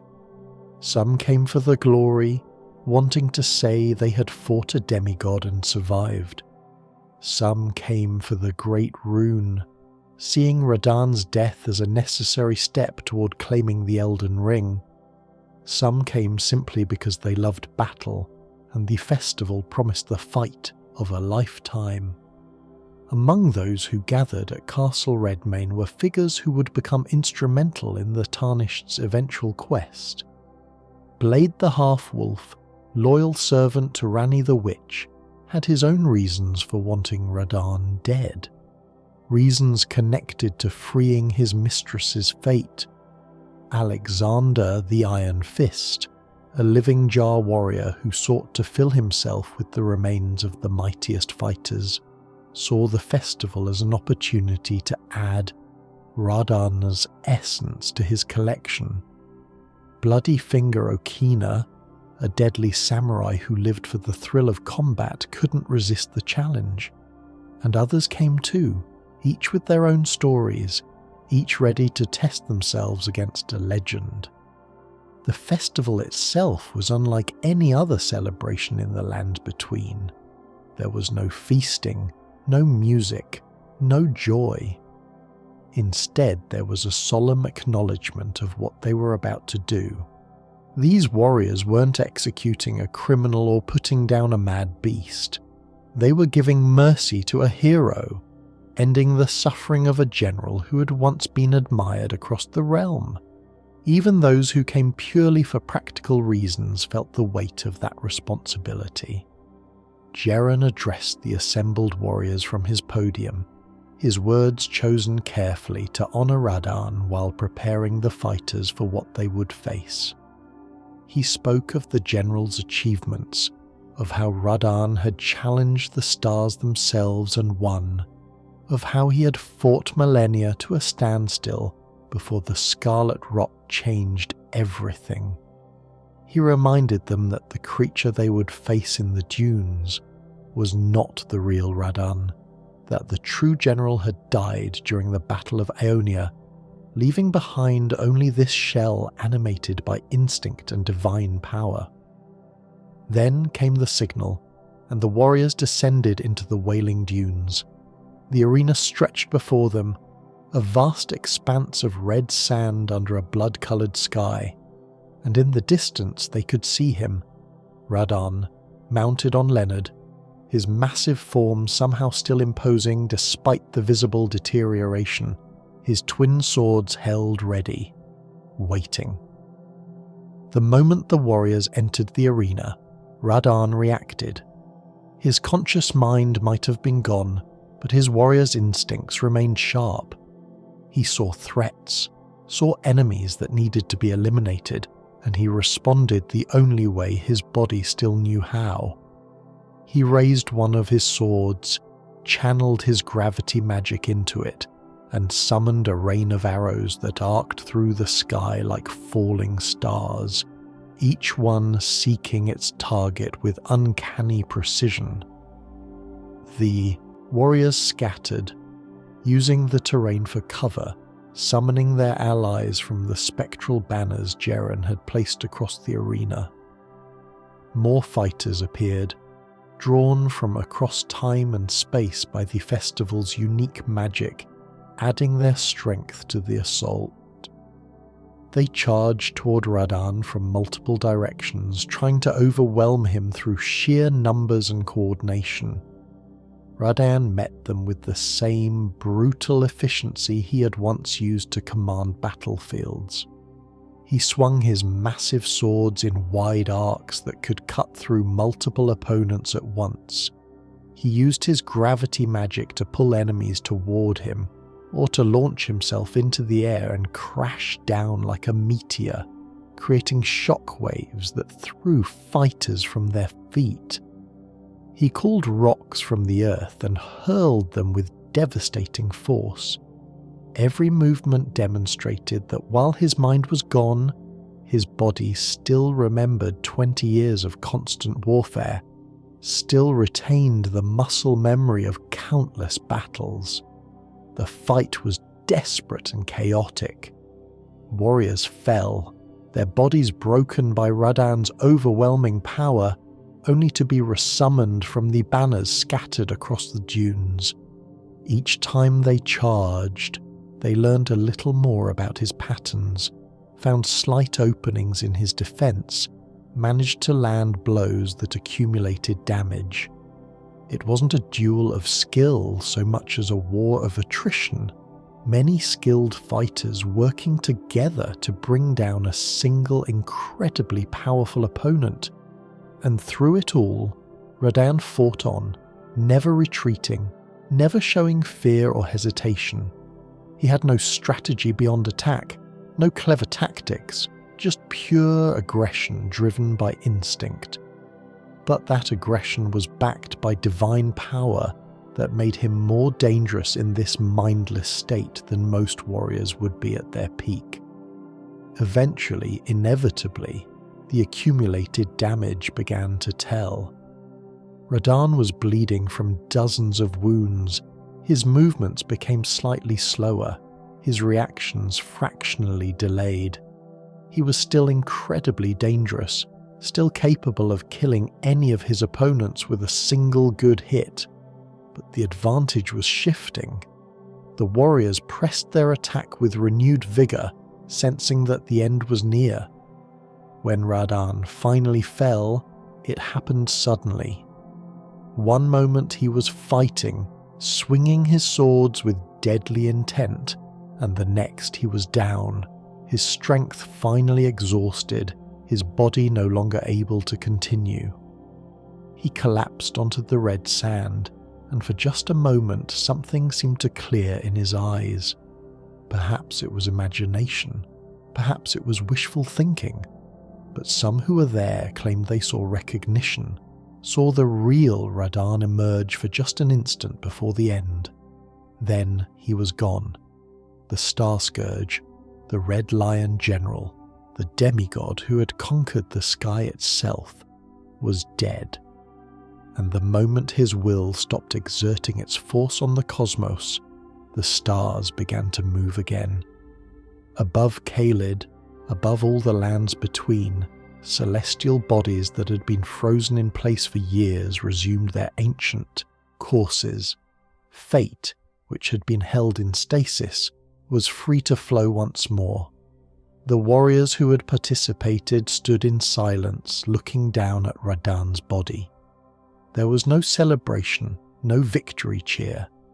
What they had done was necessary, perhaps even merciful, but it wasn't something to be proud of. They had killed a legend, ended a story that should have had a different ending, given rest to someone who deserved better than to die alone and mad in a desert of his own making. Jeren descended from his podium to stand over his friend's corpse. He spoke words that the others couldn't hear, fulfilling the last part of his promise. Then he removed Radahn's great rune, the fragment of the Elden Ring that the general had claimed during the shattering, and presented it to whoever among the warriors he deemed most worthy. The festival was complete, his oath was fulfilled, and Radahn at last could rest. The swamp of Aeonia, a permanent scar. Years after the bloom, long after Malenia had returned to the Halig tree and Radahn had descended into madness, the swamp of Aeonia remained as proof of what had happened there. The landscape had not recovered, would never recover, because the Scarlet Rot wasn't a normal disease that could be cured or cleaned up. It was divine corruption, the mark of an outer god burned permanently into reality itself. The swamp stretched across what had once been fertile plains, a vast expanse of crimson water so thick with rot that it barely qualified as liquid. Walking through it was treacherous, requiring constant vigilance and protective gear. The water itself would infect anyone who touched it, starting the process of rotting from the outside in, and the swamp was deep in places, capable of swallowing the unwary, drowning them in concentrated disease. Fungal blooms rose from the water like islands, massive mushroom-like growths that pulsed with internal light. These were kindred of rot, living manifestations of the plague, barely conscious but still dangerous to approach. They would release clouds of spores that carried the infection, would lash out with appendages that burned like acid, would poison the air around them until breathing became painful. Butterflies danced above the swamp, and at first glance they might have seemed beautiful. They were called scarlet butterflies, their wings displaying brilliant shades of red and purple that caught the diseased light in mesmerizing patterns. But these were not natural creatures. They had been born from the rot, were extensions of it, and their presence indicated areas where the corruption was especially concentrated. To kill them would release more spores, spreading the infection further. Throughout the swamp, partially submerged in the crimson water, lay the bodies of those who had died during the battle. Armour rusted and bones bleached, but the rot preserved them in its own way, kept them from fully decomposing while simultaneously transforming them into something not quite corpse and not quite living. Some of these bodies would move occasionally, animated by the fungal growths that had colonized them, shambling through the water without purpose or consciousness. And at the very center of the swamp stood the flower, Malenia's original bloom, the point where she had unleashed the rot for the first time. It had grown since that day, becoming enormous, its petals visible from miles away. The flower was solid now, crystallized or petrified into something that wouldn't rot because it was rot, the source rather than the victim. It radiated corruption, the epicenter from which all the swamp's horror radiated outward. Approaching the flower was nearly impossible without preparation. The concentration of rot near it was so intense that even protected individuals would feel its effects within seconds. The air itself seemed thick with disease, seemed to cling to exposed skin and seep through any gap in armour. Animals wouldn't approach it, instinctively recognizing the danger. Even the rot-infected creatures that prowled elsewhere in Caelid gave the flower a wide berth, as if something in their corrupted brain still remembered what that was. But the flower held a secret, something that only those who had followed a very specific path would discover. Hidden within its crystallized structure, protected by layers of hardened rot, was a space where an unalloyed gold needle could be used. This was Miquella's gift, his final offering to anyone who might try to undo some of what the rot had accomplished. The needle couldn't cure Caelid, couldn't restore what had been lost, but it could serve other purposes, could provide a way to resist other corrupting influences, could offer hope that divine plagues weren't always inevitable. To claim this needle required completing a long and difficult quest, one that involved helping Millicent, a young woman who was herself afflicted with Scarlet Rot and was connected to Malenia in ways that even she didn't fully understand. Millicent's journey paralleled Malenia's in some ways, a fight against corruption that threatened to consume her, a desperate search for identity and purpose while her body betrayed her. And like Malenia, Millicent ultimately found herself at the Halig Tree, drawn there by connections she couldn't explain but couldn't ignore. The swamp of Aeonia became a place of pilgrimage for those infected with Scarlet Rot, a destination for the desperate and the dying. They came seeking Malenia, hoping that the one who had spread the disease might also know how to cure it. They came seeking death, wanting to end their suffering in the place where the rot was strongest. They came seeking understanding, trying to comprehend what had happened there and why their world had been changed so utterly by one moment of divine violence. Most who came to the swamp never left. The journey through Caelid was dangerous enough on its own, with rot-infected creatures attacking anyone who ventured into their territory. The swamp itself claimed countless lives, drowning those who lost their footing, infecting those whose protection failed, driving mad those who stayed too long and breathed too much corrupted air. The swamp of Aeonia was a graveyard that kept adding to its count, a monument to catastrophe that would outlast the memory of what had caused it. Scholars who studied the shattering would point to the swamp as proof of how devastating the conflict between demigods had been for ordinary people. This wasn't collateral damage from a large-scale battle. This was deliberate devastation, the result of one warrior choosing to use a weapon of mass destruction to avoid personal defeat. The innocent people of Caelid had paid the price for Malenia's desperation and Radahn's ambition, their homes and lives sacrificed to a conflict they had no stake in. Yet some defended Malenia's choice, argued that she had been backed into a corner, that Radahn would have killed her if she hadn't bloomed, that her mission to fulfill her brother's vow was important enough to justify extreme measures. They pointed out that the Cleanrot Knights had chosen to follow her knowing the risks, that they had accepted their eventual infection as the price of serving Miquella's vision. They noted that war always has casualties, that the people of Caelid were no more or less important than all the others who died during the shattering. These arguments would continue for years, would be debated by philosophers and historians long after everyone involved was dead. But the swamp itself didn't care about justifications or moral frameworks. It simply existed, a permanent reminder that divine power in mortal conflicts never ends well for the mortals involved.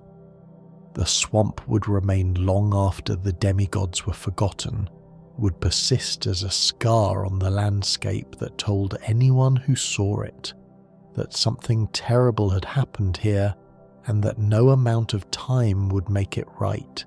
Malenia's slumber, waiting for Miquella. While Radahn suffered alone in Caelid and the Festival of War unfolded to give him peace, Malenia lay sleeping in Sahaligtree, her body slowly recovering from the catastrophic toll of blooming.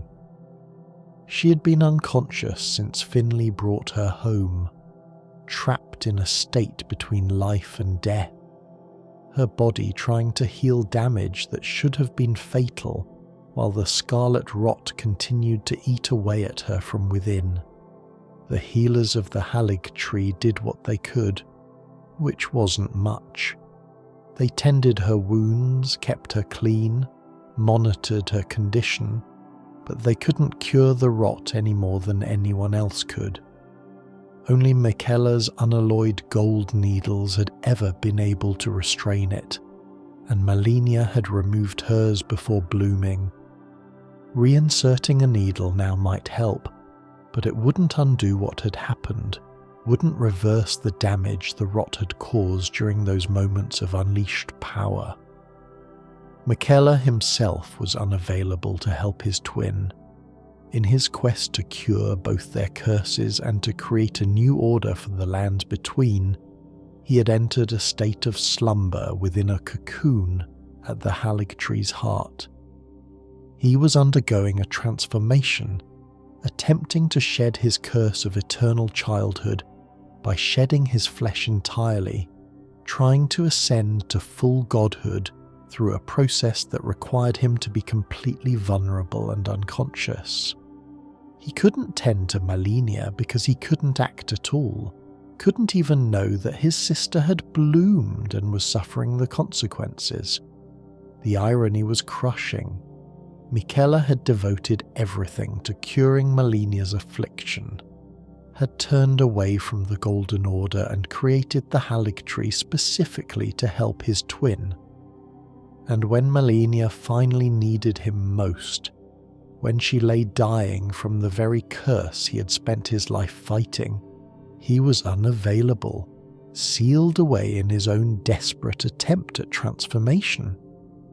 The twin prodigies who had been inseparable their entire lives were now separated by circumstances neither could control. Malenia's sleep wasn't peaceful. Those who kept vigil over her reported that she would sometimes twitch or cry out, as if trapped in nightmares. Her body would occasionally bloom small flowers of rot, miniature versions of the catastrophic bloom at Aeonia, as if the disease was trying to spread even from her sleeping form. The healers would cut away these growths, would clean the corruption they left behind, would watch helplessly as new ones formed. But gradually, over months and perhaps years, Malenia began to stabilize. Her body, despite everything, was healing. New skin grew over wounds that should have been permanent. Her muscles regained tone and strength even without use. She remained unconscious, but she was no longer actively dying, no longer losing ground to the rot inch by inch. It seemed that some combination of her demigod nature, the residual protection from Miquella's previous needles, and perhaps the Haligtree's own influence was enough to keep her alive. During this time, the Cleanrot Knights who had survived maintained their vigil. They protected the Haligtree from external threats, kept watch over their commander, and slowly succumbed to their own rot infections. They had known when they swore their oaths what would happen to them, had accepted that serving Malenia meant watching their own flesh rot from their bones. But knowing something intellectually and experiencing it were different things. The knights handled their decline with dignity and grim determination. They documented the progression of their disease, comparing notes on symptoms and treatments that might slow it down. They supported each other through the worst moments, offering what comfort could be found, and they continued their duties until they physically couldn't anymore, until the rot had eaten away enough of their bodies that they could no longer hold weapons or stand guard.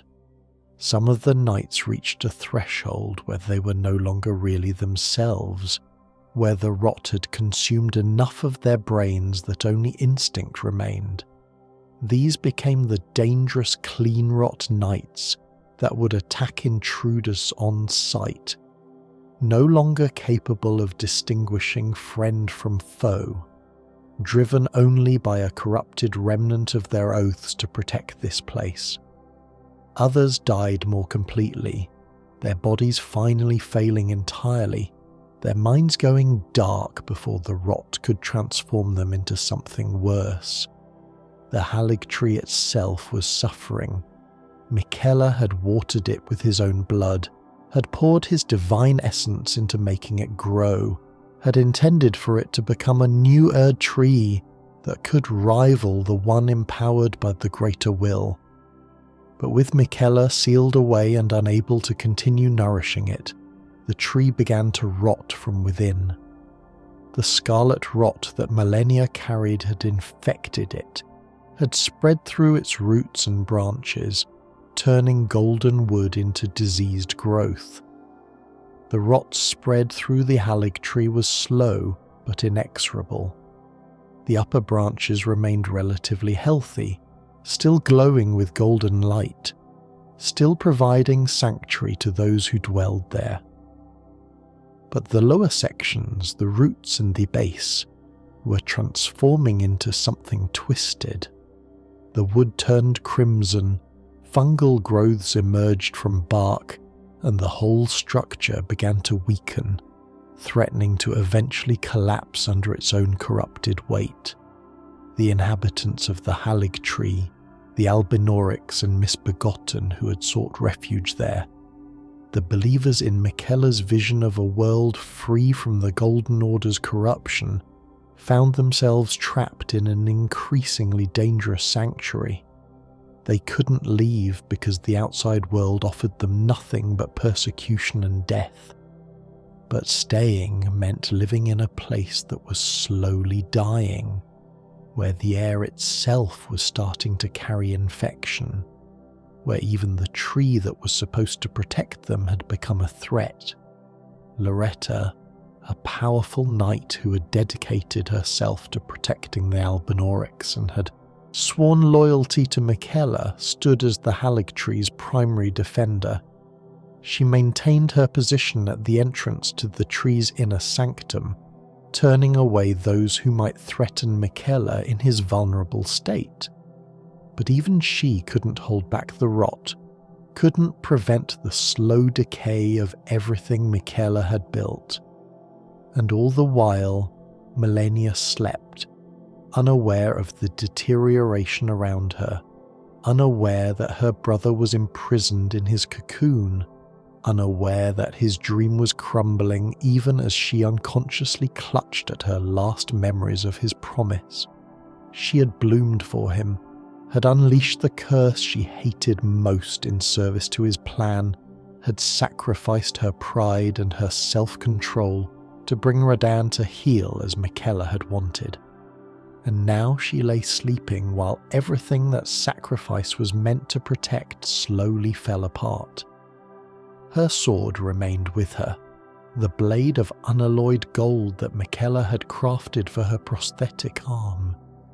It was the only part of her that remained truly pristine, untouched by the rot thanks to the unique properties of the metal. The sword seemed to wait with her, a symbol of her role as the blade of Miquella, a promise that she would rise again when needed, that her purpose wasn't finished. Legacy of the battle. What Aeonia means. The Battle of Aeonia and its aftermath resonated through the lands between in ways that extended far beyond the immediate devastation. It became a cautionary tale, a reference point, a moment that defined how the shattering was remembered and understood by those who survived it. For the common people who lived through the chaos of the shattering, Aeonia represented their ultimate powerlessness. They had no say in the conflicts between demigods, no ability to influence or prevent the battles that destroyed their homes. They were simply collateral damage, acceptable losses in wars fought for reasons they couldn't understand by beings who saw them as barely more significant than insects. The transformation of Caelid from paradise to wasteland in a single moment drove home the reality that in a world ruled by demigods, ordinary people's lives and deaths meant nothing. This realization had profound effects on how survivors viewed the Golden Order and the entire system of demigod rule. Some lost faith entirely, turning away from the Erd Tree and seeking new gods or rejecting divinity altogether. The frenzied flame, which promised to burn everything away and end the cycle of suffering, found new adherents among those who had lost everything to the shattering. Others became more desperate in their devotion, clinging to the hope that somehow the right demigod would win and restore order, that their suffering had meaning within some greater plan. For those who aspired to power, who sought to claim great runes and become Elden Lord themselves, the Battle of Aeonia served as both inspiration and warning. It demonstrated the sheer scale of power that demigods commanded, the reality that battles at that level weren't just larger versions of normal combat, but involved forces that could reshape reality itself. Ambitious warriors had to ask themselves, were they prepared to face opponents who could call down stars, who could bloom plagues, who could hold the sky itself in check through sheer will? The battle also raised difficult questions about the nature of honor in warfare. Malenia's choice to bloom, to unleash a weapon that she knew would kill countless innocent people, was condemned by some as the ultimate betrayal of knightly values. She had been losing fairly, and rather than accept honourable defeat, she had resorted to a tactic that no code of conduct could justify. Her defenders argued that honour is a luxury afforded to those who aren't fighting for something greater than themselves, that Malenia's mission to fulfill her brother's vow outweighed traditional martial ethics. The debate continues with no clear answer, because the question is fundamentally about whether ends can justify means, and that's a question every person must answer for themselves. Radahn's fate sparked its own discussions. He had been a hero, by most accounts a genuinely noble figure who protected his people and accomplished impossible feats, yet he suffered terribly for years, reduced to a bestial state, denied the warrior's death he deserved, left to wander alone and mad until merciful warriors finally ended him. Some saw this as proof that even the mighty deserve compassion, that power doesn't exempt anyone from suffering. Others saw it as evidence that the shattering was fundamentally wrong, that a world where heroes like Radahn could meet such ends was a world that needed to be destroyed and rebuilt from scratch. The release of the stars when Radahn died had consequences that rippled across the lands between.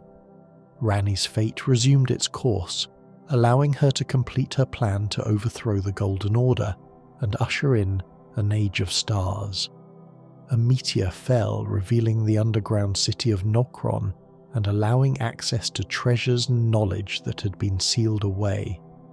The cosmic order, which Radahn had held in stasis through will alone, began moving again, and with that movement came changes that no one could fully predict or control. For Malenia herself, the battle became her defining moment, the act that would overshadow everything else she accomplished. She was no longer primarily known as the undefeated swordswoman or as Miquella's devoted protector. She was the one who rotted Caelid, the one who unleashed divine plague, the one who broke the rules and destroyed an entire region rather than accept defeat. When people spoke her name, they did so with a mixture of awe and horror, recognizing her power while fearing what she represented. The Cleanrot Knight's sacrifice also became legendary, though in a quieter way. Stories spread of warriors so devoted to their commander that they willingly accepted infection with an incurable disease, of Finlay's incredible journey carrying Malenia across hostile territory while dying herself, of knights who maintained their honour and discipline even as the rot consumed them. These stories inspired some to follow similar paths of devotion, while others used them as evidence that blind loyalty leads only to pointless suffering. The Haligtree, which had been Miquella's attempt to create something better than the Golden Order, was tainted by association with Aeonia.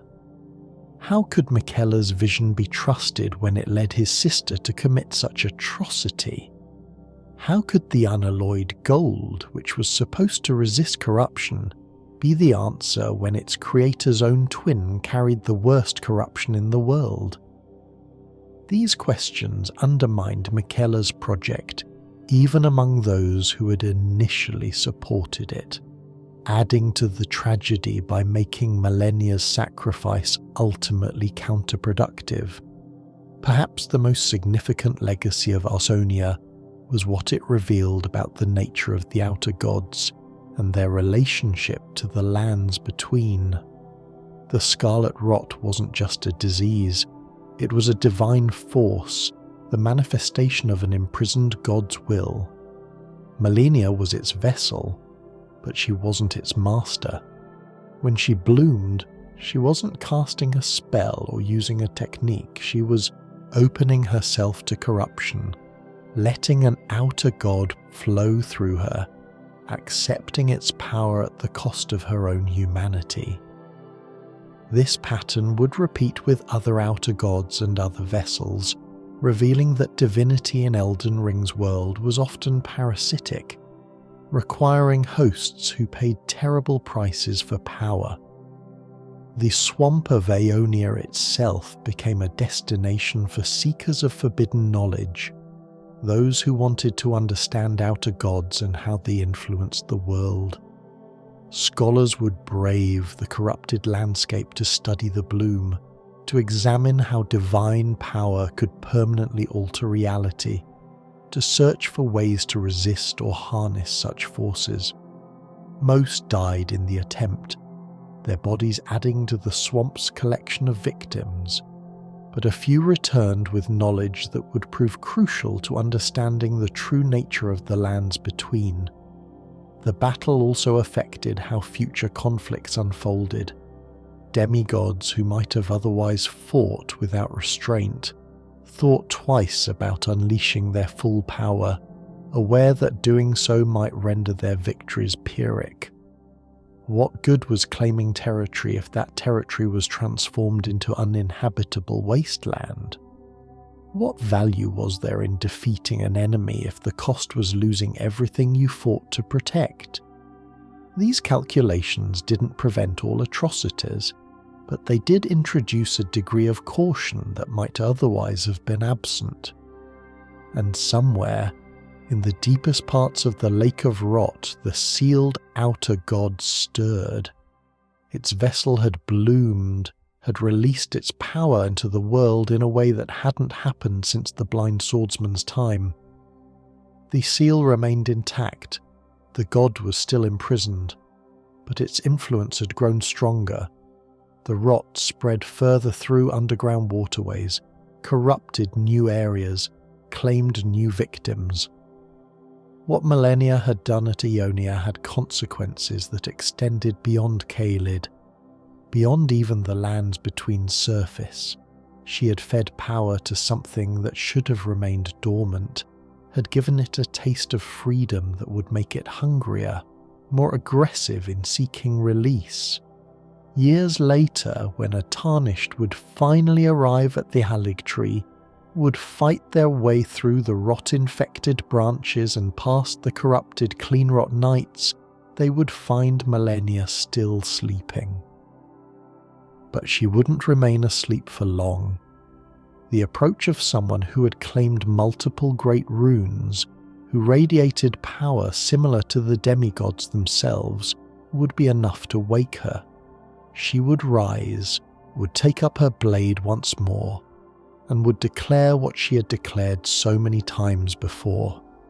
I am Malenia, Blade of Miquella, and I have never known defeat. That claim would be technically true in its way. Radahn hadn't defeated her at Aeonia. She had unleashed the rot before he could land a killing blow. But it would also be a lie, or at least a statement that missed the deeper truth. She had lost the moment she chose to bloom, had surrendered her principles and her self-control, had admitted, through her actions, that pure skill wasn't enough. The warrior who had trained her entire life to fight with honor and technique had resorted to biological warfare, and that decision haunted her even in sleep. The Tarnished who finally faced her would have a choice about how to view her. They could see her as a monster, the one who rotted Caelid and killed countless innocents, deserving no mercy or understanding. They could see her as a tragic figure, a devoted sister pushed to desperate measures by impossible circumstances, worthy of sympathy even if her actions couldn't be excused.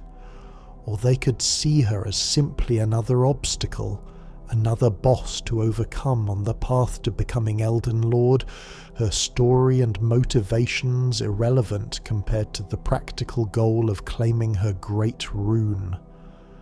What they couldn't do was ignore what she represented. Malenia embodied the central tension of Elden Ring's world, the conflict between personal bonds and cosmic order, between individual choice and divine will, between the warrior's code and the pragmatic demands of survival. She loved her brother enough to become a monster for him, to inflict suffering on innocents in service to his dream. Whether that made her admirable or despicable depends entirely on how you weigh devotion against consequence, intent against outcome, personal loyalty against universal harm. The meaning of rot, cycles and transformation. To truly understand what happened at Aeonia, we need to step back and consider what the Scarlet Rot actually represents, within Elden Ring's mythology. It isn't just a disease or a plague in this conventional sense. It's a fundamental force of nature, a cosmic principle given divine form, and understanding it helps us grasp why the Battle of Aeonia was always going to be more than just a fight between two powerful warriors. The rot is decay, yes, but decay isn't purely destructive in natural cycles. When things rot, they break down, but that breakdown releases nutrients that feed new growth. The mushroom that spring from rotting logs, the rich soil created by decomposing organic matter, the entire ecosystem of decomposers that turns death into life, all of this is rot's domain. In this sense, the outer god of rot isn't evil so much as immoral, a force that serves a necessary function even if that function is horrifying to experience. This understanding contextualizes why the rot appears where it does in the world. The Lake of Rot exists deep underground, in ruins of an ancient civilization. That civilization fell, died, and rotted away, and from its decay emerged something new, something that the outer god could claim as its domain.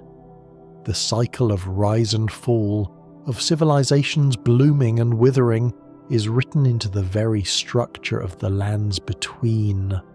The rot simply accelerates and embodies that cycle. Malenia, as the rot's chosen vessel, represents this principle taken to its extreme. She was born cursed, marked by decay from her first breath, yet she became one of the mightiest warriors in history. The rot that should have killed her instead made her unique, gave her access to power that others couldn't match. She was dying her entire life, yet that proximity to death made every moment she lived more precious, more purposeful. She embodied the strange truth that destruction and creation are sometimes the same process viewed from different angles. When she bloomed at Aeonia, she was enacting this principle on a massive scale. Caelid died, yes, but something new was born from that death. The swamp of Aeonia, the transformed ecosystem, the mutations and changes, all of this represented a forced evolution, a violent transformation from one state to another.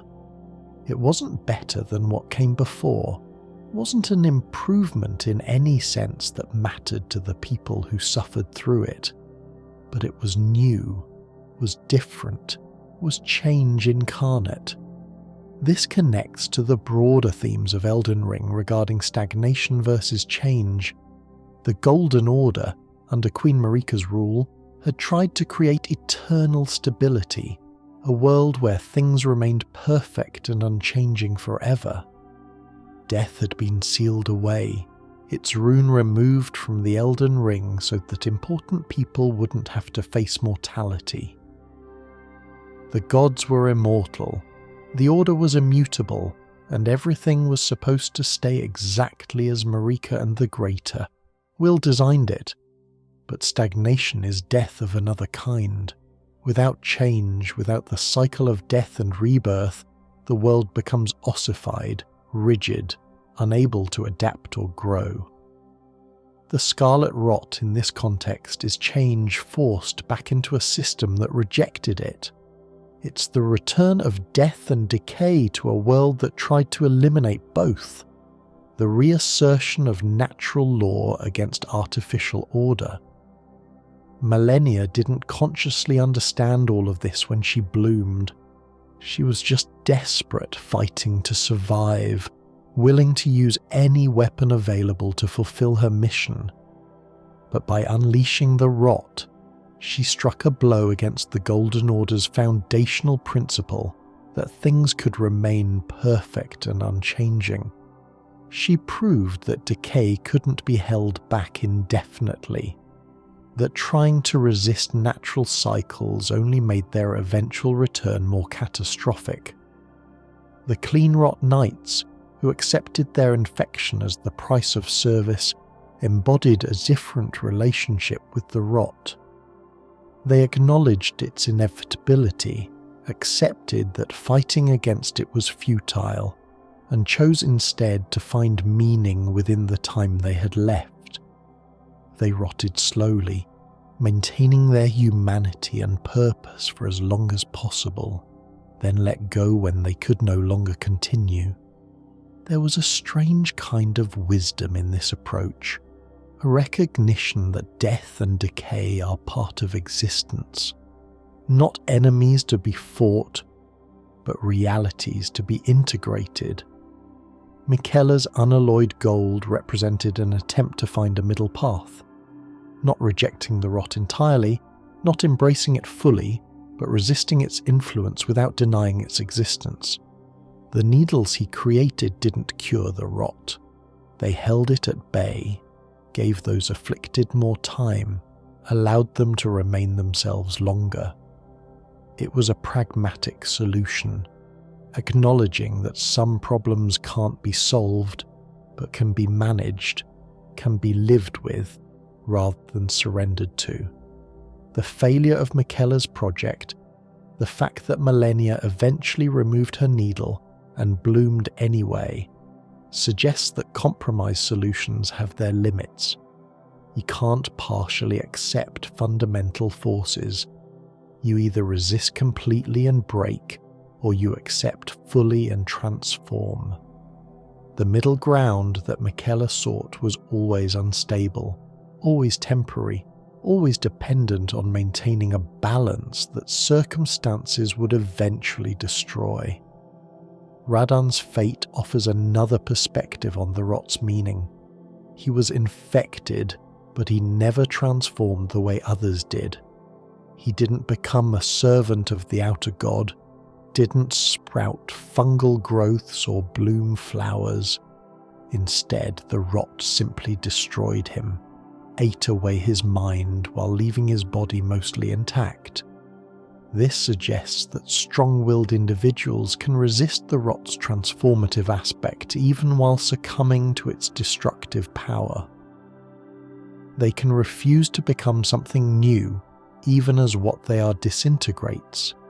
This resistance, this refusal to transform, was arguably more tragic than acceptance would have been. Radahn suffered for years in a state that served no purpose, protected nothing, meant nothing. He could have died at Aeonia and been remembered as a hero. Instead, he lingered as a horror, a cautionary tale about the cost of stubbornness. Sometimes refusing to change, refusing to accept what's happening, only prolongs suffering without achieving anything meaningful. The scholars of Celia, who studied gravity magic and were transformed when the art came, represent yet another response. They were changed against their will, their forms twisted by forces they had spent lives studying. Their tragedy was that all their knowledge, all their mastery of one set of cosmic forces, provided no protection against a different cosmic force. Expertise in one domain doesn't translate to safety in others. You can master the stars and still fall to the plague. All of these perspectives, all these different relationships with the rot point to a central truth. The Scarlet Rot is change itself, inevitable and impartial. How you respond to it, whether you resist or accept, whether you try to compromise or give in completely, determines what happens to you as an individual, but it doesn't change the outcome for the world. The rot spreads regardless. Caelid rots regardless. The cycle continues regardless. This is why the Battle of Aeonia matters beyond its immediate participants. It was a moment when one of the world's fundamental forces reasserted itself against attempts to deny it. Malenia was the vessel, Radahn was the victim, and Caelid was the sacrifice. But the real story is about change versus stasis, about natural law versus artificial order, about the futility of trying to keep things as they are when transformation is the only constant. And in the end, the Rot achieved what it always achieves. It changed things. Caelid would never be the same. Radahn would never be the same. Malenia would never be the same. The political landscape of the Shattering shifted because of what happened there. The stars were released, fates resumed their courses, and the world moved forward whether anyone wanted it to or not. The Rot had done its work, as it always does, as it always will, until something strong enough to truly resist it emerges, or the world itself ends. The brothers and sisters, other demigods' reactions. While we've focused primarily on Malenia and Radahn, the Battle of Aeonia didn't occur in isolation.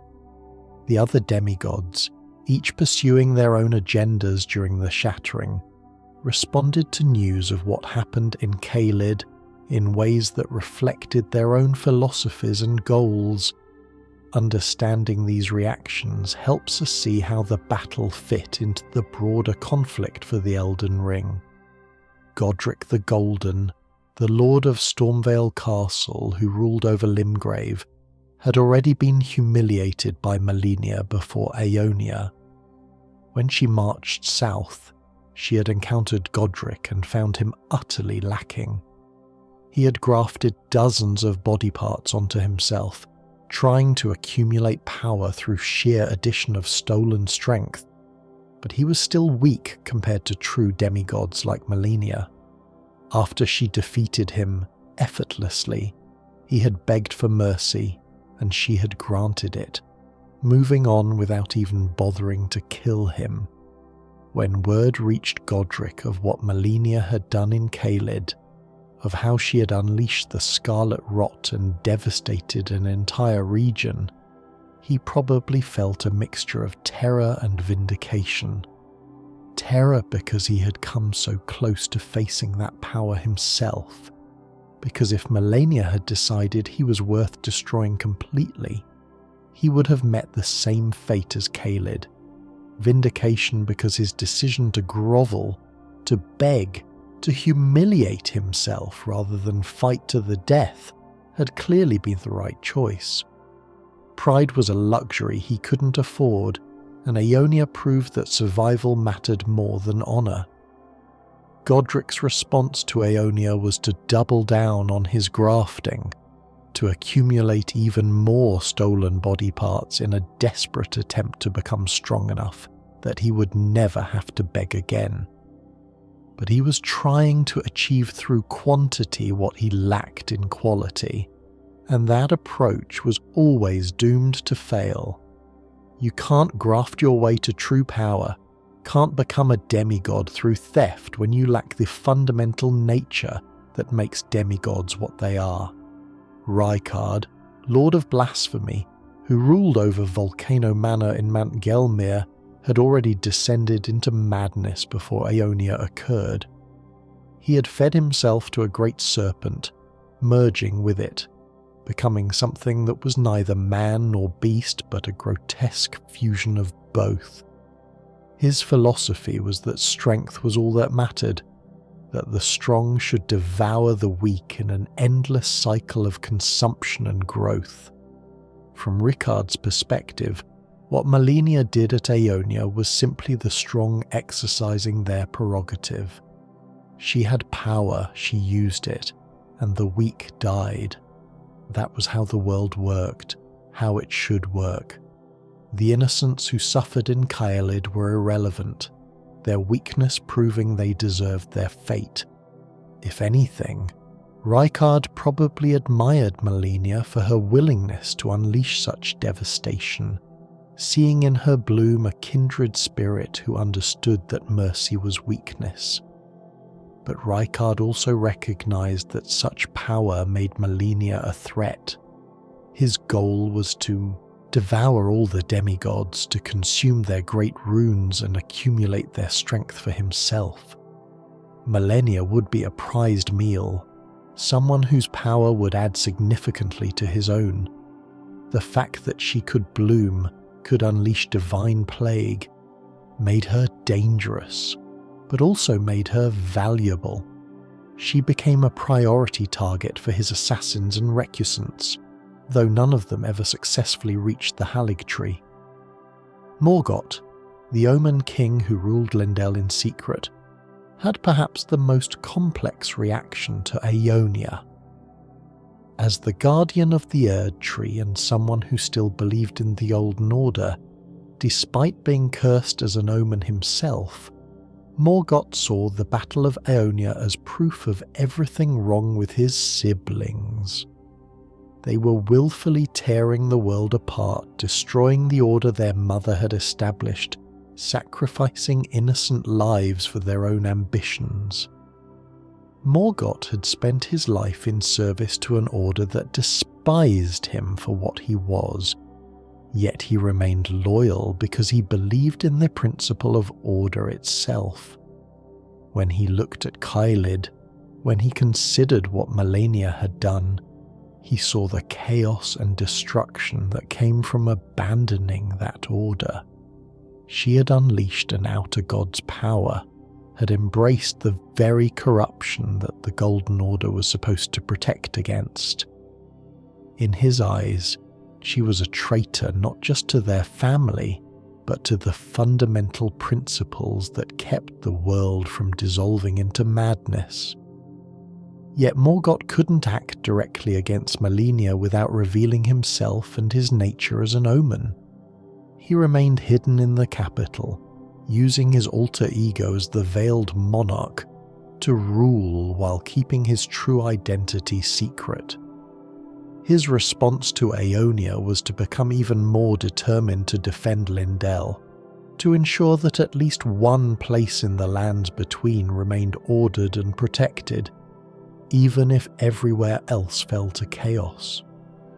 Ranni the Witch, Radahn's half-sister, who was pursuing her own plan to overthrow the Golden Order, had complicated feelings about what happened to her brother.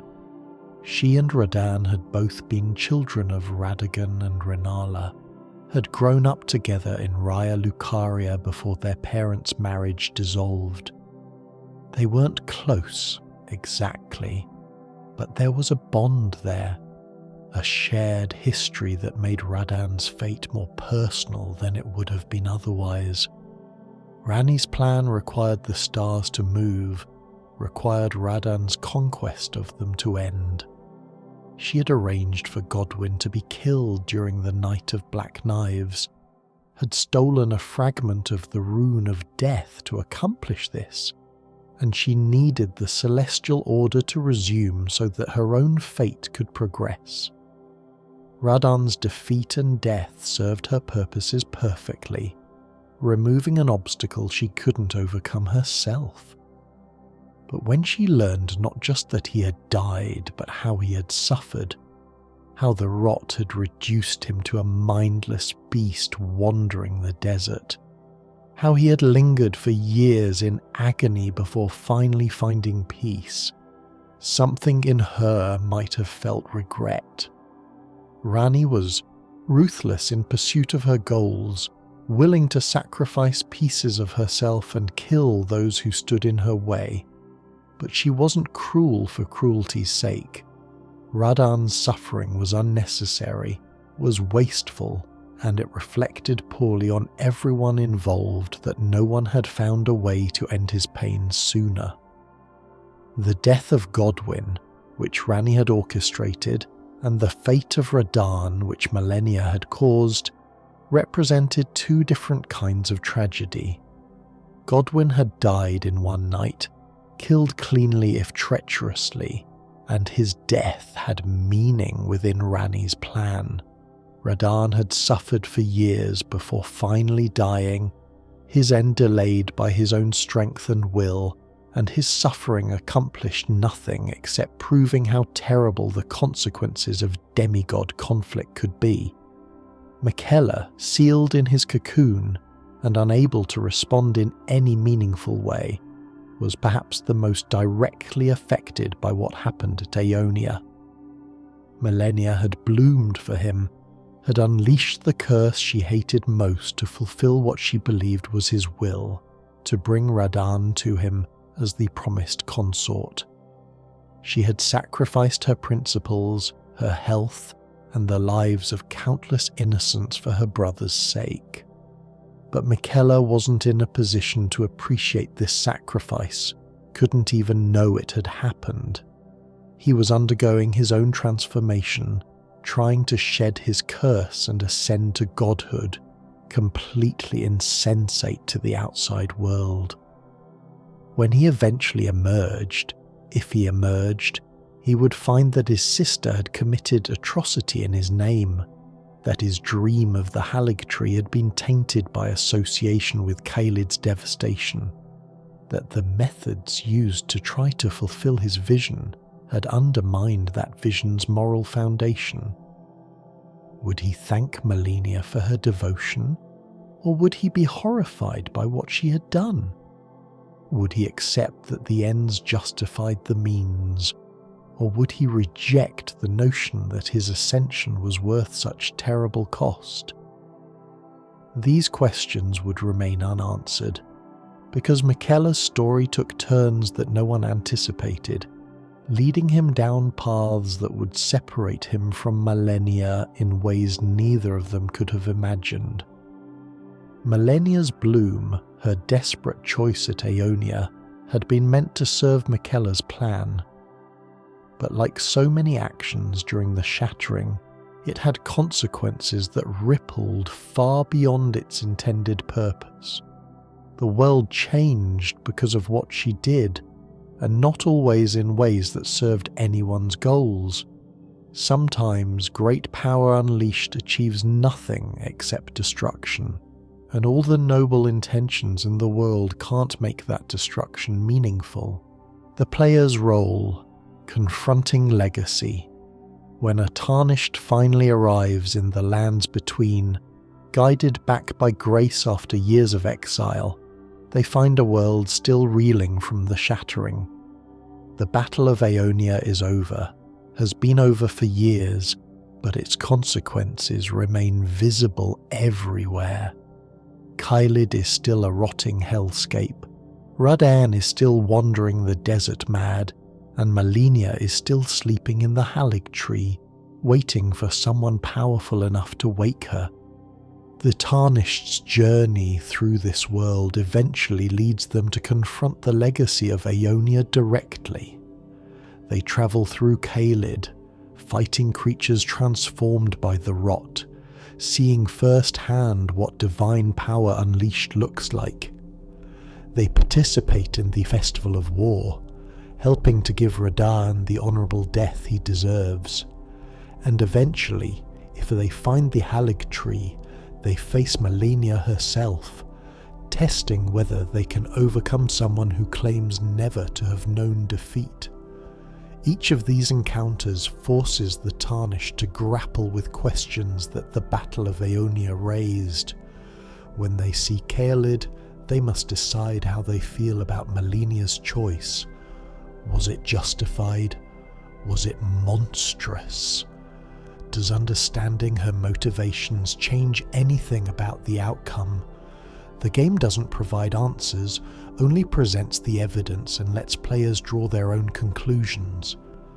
When they fight Radahn at the festival, they're participating in both an execution and a mercy killing.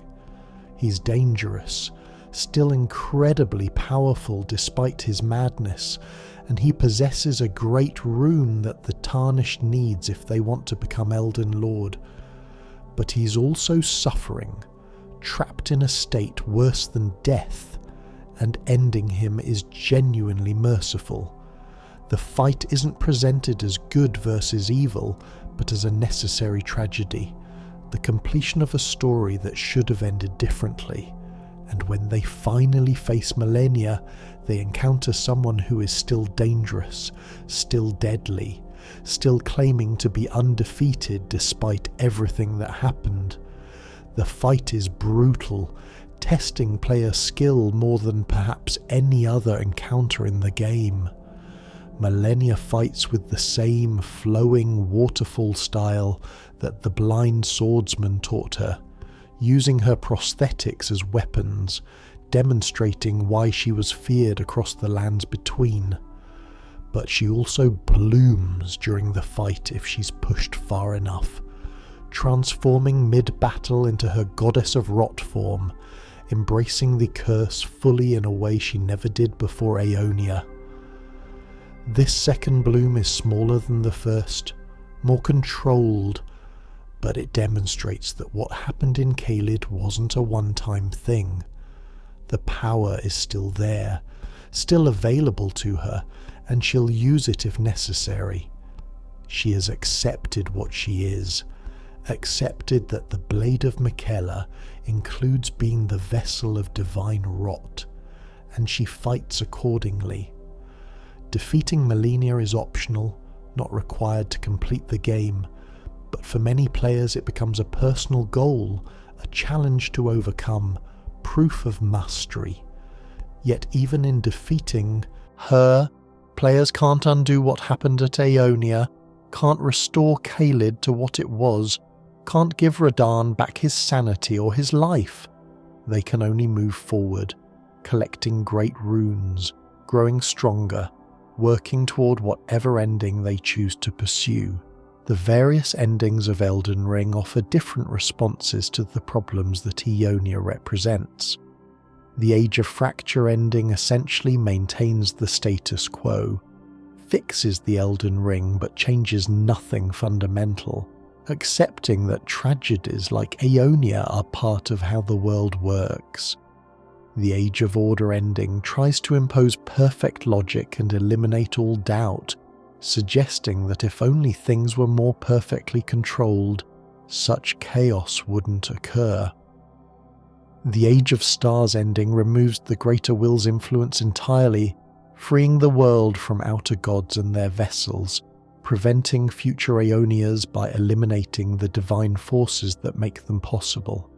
Each ending is a response to the question that the Battle of Aeonia raises. How do you prevent such catastrophes? Do you accept them as inevitable? Do you impose stricter control? Do you remove divine influence entirely? Do you burn everything away and start fresh?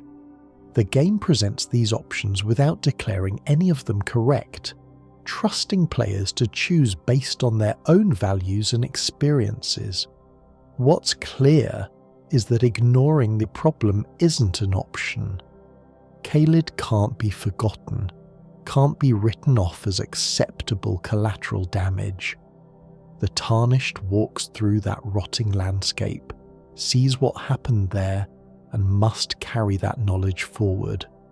Whatever choice they make about the world's future, they make it with full awareness of what unchecked divine power can do, of how the conflicts of gods and demigods play out for those caught in the crossfire. The rot remains even after Malenia falls, even after the Tarnished claims her great rune and moves on. The swamp of Aeonia doesn't heal, doesn't fade, doesn't become less dangerous just because its source has been defeated. This is intentional, a design choice that reinforces the permanence of certain kinds of damage.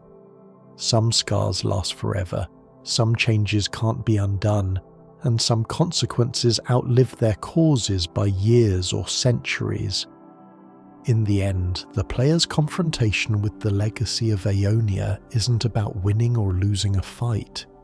It's about understanding what they're fixing when they repair the Elden Ring, what they're changing when they alter the world's fundamental order. The Battle of Aeonia and its aftermath represent everything wrong with the old system, all the ways that divine power can go catastrophically wrong. Whatever new order the Tarnished establishes, it should account for this, should prevent similar tragedies, should protect the powerless from being sacrificed to conflicts between the powerful. Whether any of the endings actually accomplish this is left ambiguous, because Elden Ring is a game about moral complexity, not simple solutions. But the question itself, the recognition that change is necessary specifically because of what happened at places like Aeonia, is the first step toward whatever comes next. The world has seen what divine rot can do, and it can never unsee that, can never go back to innocent faith that everything will work out fine. The knowledge changes everything, and dealing with that knowledge is what being Elden Lord truly means. We've walked a long path tonight, from the ancient origins of the Scarlet Rot through the eyes of two cursed demigods, across the battlefield where they met, and into the years of suffering that followed.